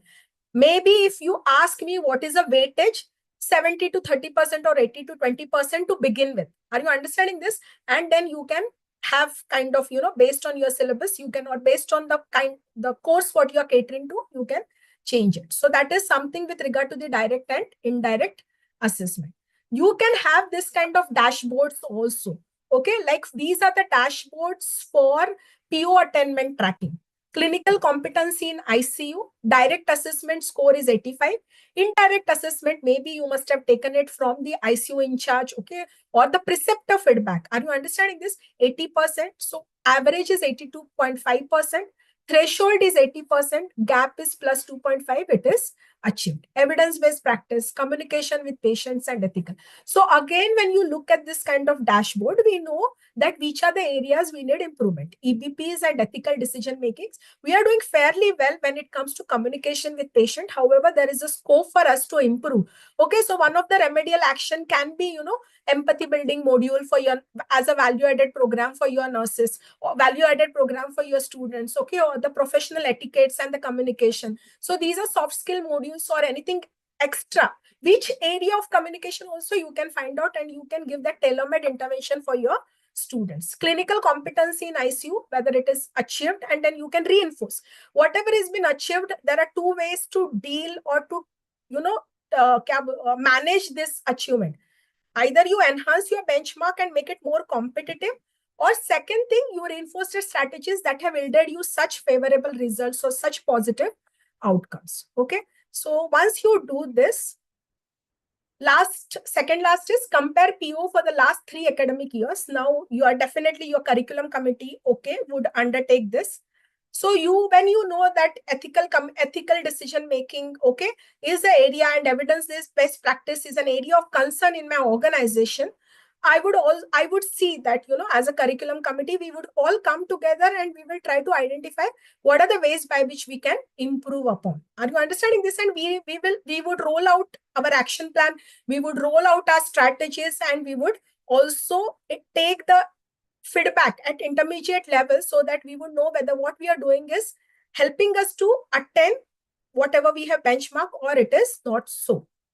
Okay, and then the last one is develop a standardized annual PO assessment report, organize your PO's review meeting with faculty and industry partners, and use assessment results to refine the curriculum and teaching methodology. Okay, so these are the 20 steps. So if I have to put it into the nutshell, you can go from program outcomes, and you can go for course outcomes. Once you have a course outcome, benchmarking of your course outcome is very, very important. Once you benchmark it, it would guide you into 2 ways. To identify the correct assessment method, and to identify the correct pedagogical tool. And once you do this, you may have to find out, when you are identifying the assessment method, whether it is a direct and indirect, and then you can map your COs and eventually your POs. Okay, so these are the ways what we can do. Now, this I thought I would just brush through because all of us have learned it, and I don't have a 1% doubt also that anybody of us have not learned about, that SMART criteria to apply when it comes to the course outcomes and the learning outcomes. So I'm not going to get into the detail, but some of the examples, okay, correct CO example, which is aligned with OB. At the end of this course, student will be able to apply evidence-based nursing practice to manage critical care patients. So incorrect CO, sometimes we put students will understand the nursing practices. So try to avoid it, because again, some of the verbs under Bloom's taxonomy, not acceptable. Just like understand is a very vague and cannot be measured. Another example, by the end of this module, now this is a learning outcome, like a subject teacher. What I've told you is course outcome.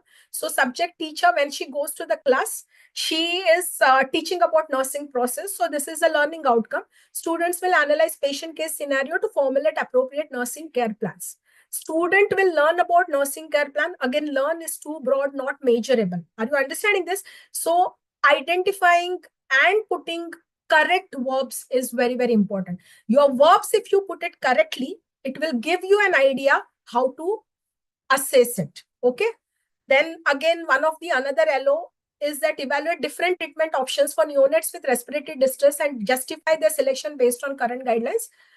Students will remember the treatment options. See, again, when you're talking about this nursing, it is, you are very BSc nursing program, you are limiting the scope of it. You are underestimating the clinical judgment component of BSc nursing. Are you understanding this? So treatment options will only be at level 1, level 2. However, we would like them to have the higher benchmark when it comes to this particular. See, what I remember focuses only on rote learning rather than the critical thinking. So these are the examples. Again, be familiar with is a very vague and does not indicate a measurable skill. So we need to quantify it. Okay. So again, students will develop good ethical values. Again, develop good ethical values is subjective and lacks an assessment method. Whereas exhibit professionalism and ethical decision making. Let me again tell you, sometimes we think that these are the attributes very, very difficult to measure. But there are excellent projects. You have a professional, there are scales to assess the professionalism.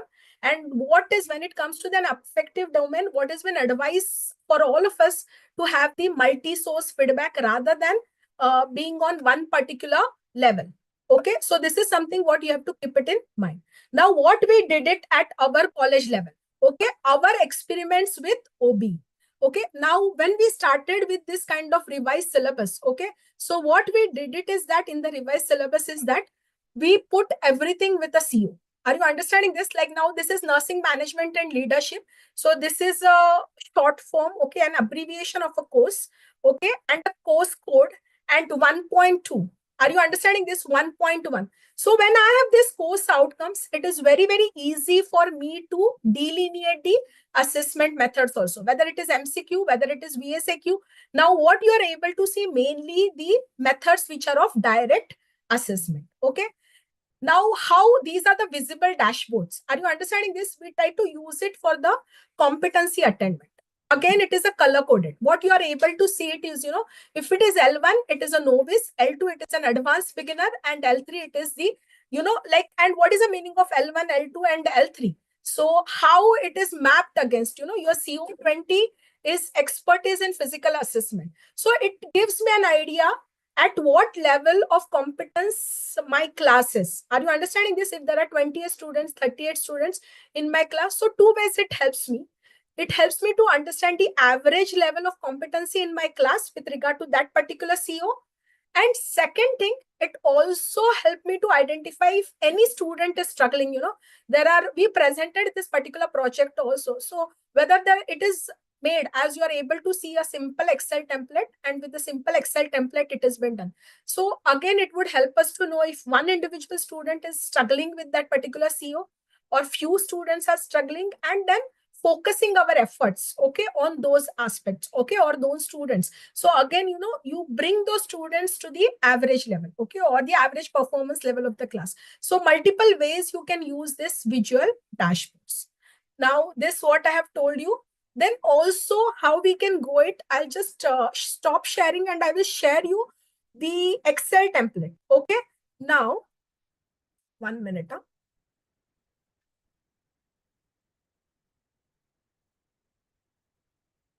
Are you able to see the Excel template?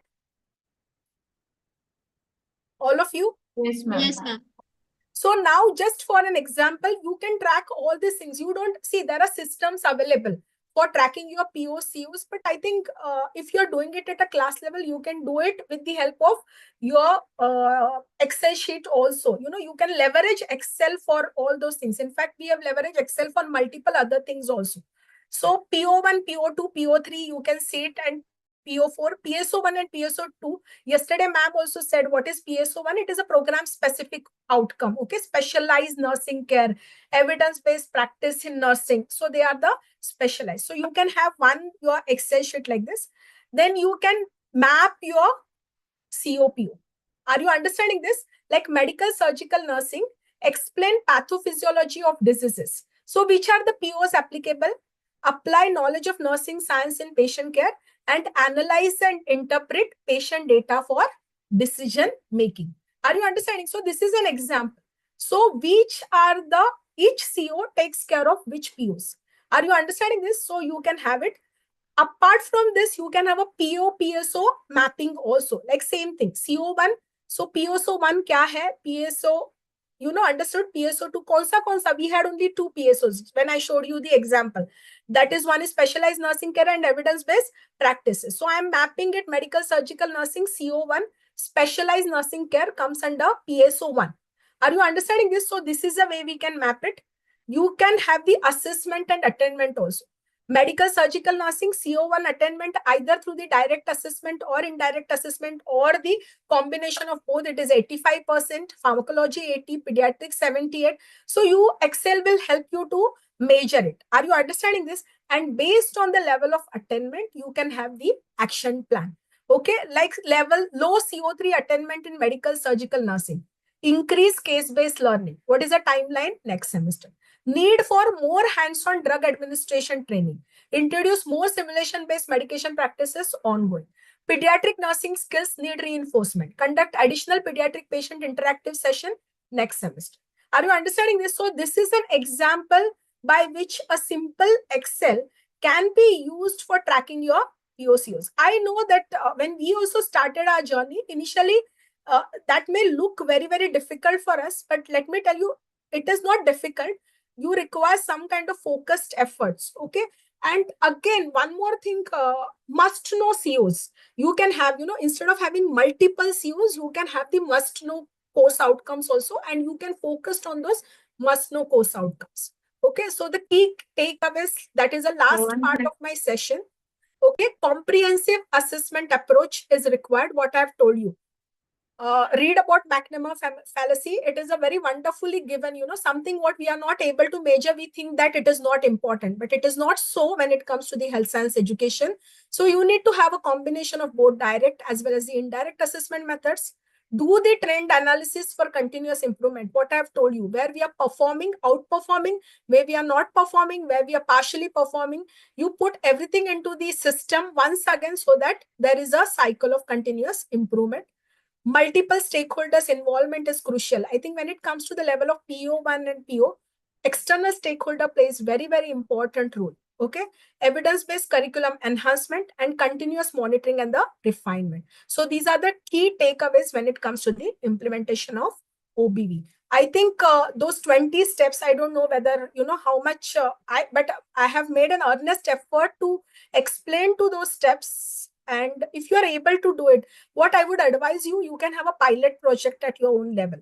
Okay, you can have a COs with regard to the procedural competence, and at least procedural competence we can track it, and we can, because again, nursing is a skill based, okay, or what we call it as a competency dominated profession. So you can initially, if you have not started at your college, you can initially apply it for the must to know procedural competence at your departmental level, and then eventually you can widen the focus, okay, so that you are able to comprehensively track these COs and POs. So that's all from my side. Thank you very much. So when you talk about outcome based education, a good archer is not known by his arrows. As a faculty, we may have multiple pedagogical strategies, tools, but it is very important that aim, okay, what is the outcome of our graduates, how our graduates are going to be when they're going to pass out from our respective universities and the colleges. Thank you very much for your patient listening. Any doubt you can have, I would request once more, just for my this, one more thing, we had created a poll. Okay, so sir, if you can have, if you have, anybody has question, they can ask me. Otherwise, those 3-4 questions, we can use it to again facilitate some kind of discussions and to have a concept clarity about the important aspects of this session. Madam, how you have calculated that threshold limit? Already you said about the threshold. Okay, limit. Meghna, threshold limit is your benchmark. Are you understanding this? So you can decide it at the internal okay, you have a curriculum committee, you can decide it, okay, or when you have a CO, okay, when you say that define the CO1 of a procedural competence, are you understanding this? You can decide whether it is as per क्या बोलते हैं, hand washing के लिए कितना चाहिए. So it is, you have a benchmark for it. So from where you will get a benchmark? From the earlier, there are many ways by which you can elicit the benchmark. Benchmarks can be given by the accrediting bodies. Benchmarks are given by the central councils. But in this manner, it may not be of help to us. Third thing, what you can have it is that your previous year performance. Are you understanding this? Now you know that when it comes to hand washing, on an average performance is 75%. Are you understanding this? So you can enhance, you can increase this level to have a reasonable limit also. See, again, because when you have 75% compliance, it is not good when it comes to as basic procedure as hand washing. So you can increase your benchmark also. So it is the subject matter expert, SMEs can take the decision at internal level. However, you can, when it comes to the threshold of POs, okay, program outcomes, you can involve the external stakeholders also for helping you to benchmark. But madam, when regarding to the patient care, so whether the threshold should be 100% because it is a patient care, so the threshold limit should be 100% or below that. When it comes to basic life procedure, okay, like your question is very pertinent. Basic life procedure, are you understanding this? So there can be 100%, but you just imagine nursing, the procedures are same from first semester, somewhat the complexity increases. So your threshold limit again will change from the semester to semester. Are you understanding this? It is not very wise for us to put, 80% or 90% or even 100% at the level. You may have a higher benchmark or a threshold when they are into the internship level. Okay. Thank you, madam. Thank you very much. Anything else? Madam, thanks for an excellent presentation. So I have a doubt that many institutions, some of we were going through the outcomes. Some of the institutions, they were using the program outcomes, and some of program outcomes, PSO, CO, and LO, like that they were using. Now you have used the program outcomes, program education outcomes, then CO and LO. Is it PSO and PO is both are same? Sir, actually, when I was preparing for this also, I didn't want to confuse any of you. So therefore, I also went and I took the expert opinion also about it. See, sir, POs, please understand this, POs are overarching. Program education outcomes, we may not expect a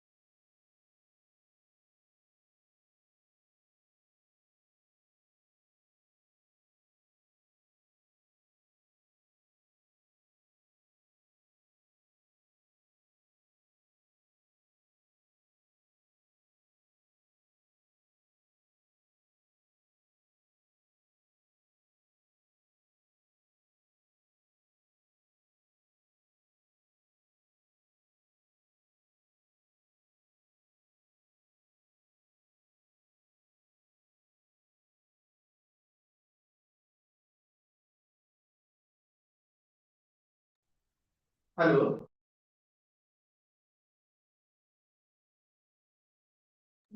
There is some technical issue. Madam will join shortly. Hello.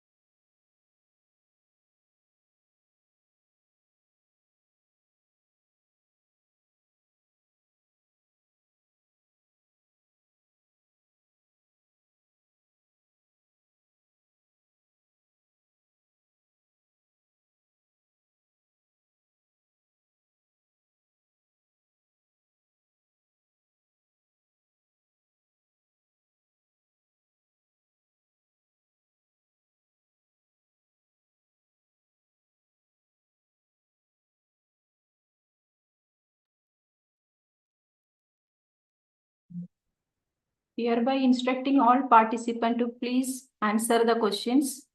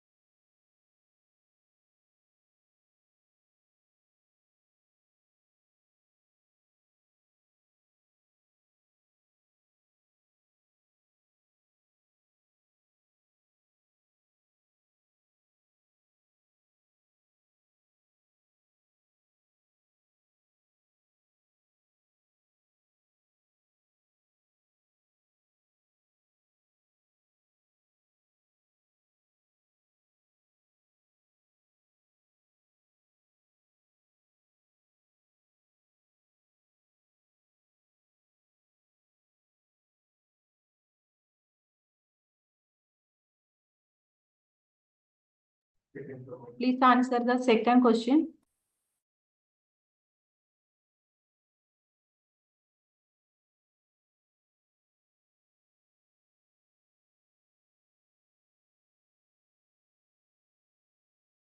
Sir, am I audible? I have joined from my mobile.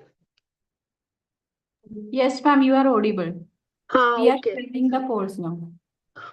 Okay.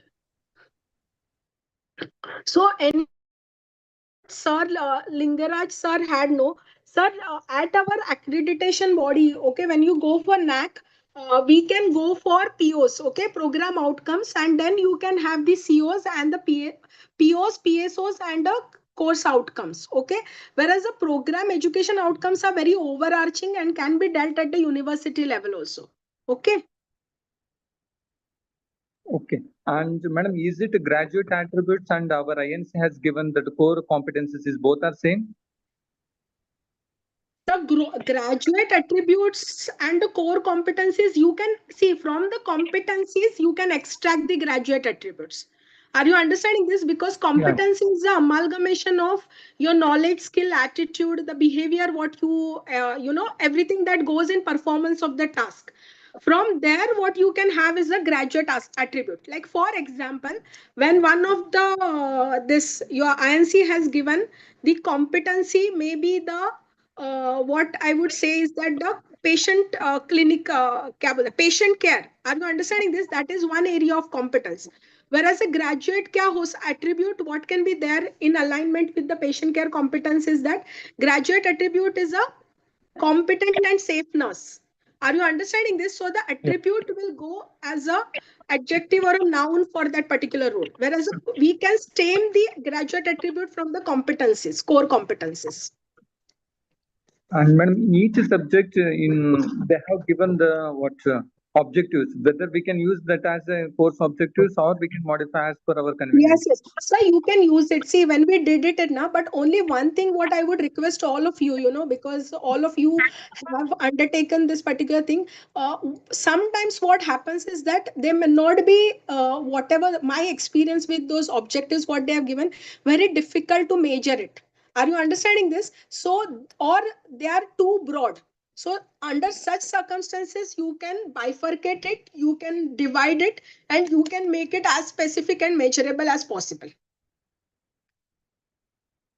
But you can definitely use it. Okay, means you can take as a basis of it.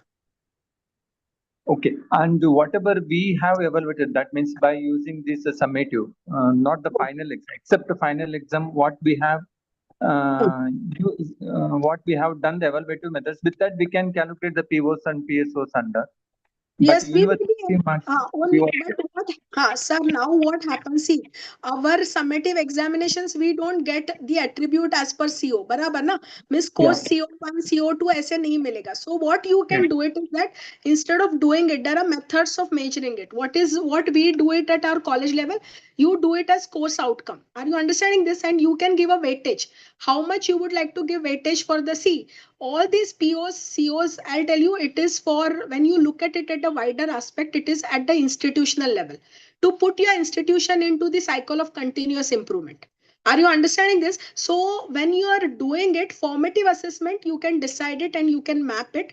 Otherwise, one more method, what you can have 30, 60, 30, 70% or 40, 60% weightage given to the internal assessment and external assessment. And together for that course, you can calculate it. But it is a very, very general. You are understanding this. It is not a very correct method, but something feasible when we are implementing. We are not an autonomous institution. Most of our colleges are the affiliated colleges. What I told you, tracking of POCOs is very easy or very viable option when it comes to the autonomous institution, where summative and formative assessment both is in the hand of those institutions. That's what then we can to the NAC people, then we can submit only the formative assessment matching and all. Yes. Formative assessment matrix. Okay. Then thank you. Anything else?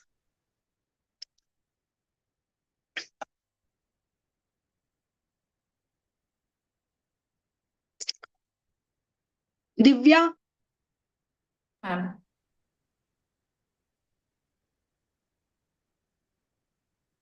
Okay, thank you, ma'am, for briefing how to establish the mission and the program education and outcome and mapping PEOs with POs and defining the course outcome using Bloom's taxonomy. The session definitely helped the nurse educators in designing the course outcome and mapping with POs and PEOs and pedagogical tools which we can use to achieve the COs and various method of assessment for the student tracking. Thank you, ma'am. Okay, only Divya, what I would like to say, I think sir has put, Mr. Dongre sir has put various questions for the poll. So Yes. measuring attainment of PCOs, what method do you think is the most effective? And almost all of you must have answered to it. So what I would again, reiterate that the combination of both, that is a direct as well as the indirect assessment, not to depend upon one single method. And also what should be the primary focus of remedial actions for PO attainment? So again, PO attainment, primary focus is all those things. Your PO attainment will help you to revise or update your syllabus. It would help you to undertake the faculty training or faculty development workshops, enhance student supportive mechanisms as well as assessment strategies. Okay, and again, one more thing I would like to reiterate is the involvement of all the stakeholders when it comes to the mapping of your COs, when it comes to the deciding your COs and also presenting the report of CO and PO attainment. Okay, so this is all from my side. Thank you very much. Thank you, ma'am. Thank you so much.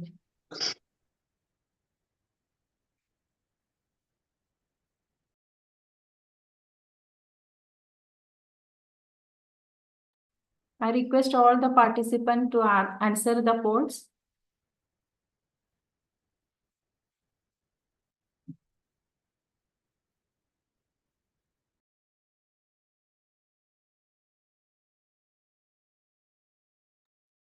Hope all of you completed. So we came to the end of the second day of webinar. I would like to extend my sincere thanks to our esteemed resource persons of today's webinar, Professor Nupur Bambid and Dr. Mrunal Chavan for their insightful sessions. And I also extend my sincere thanks to all the participants for active participation. I request all participants to join tomorrow at sharp 2 p.m. for the session. Thank you one and all. Have a good day. Thank you.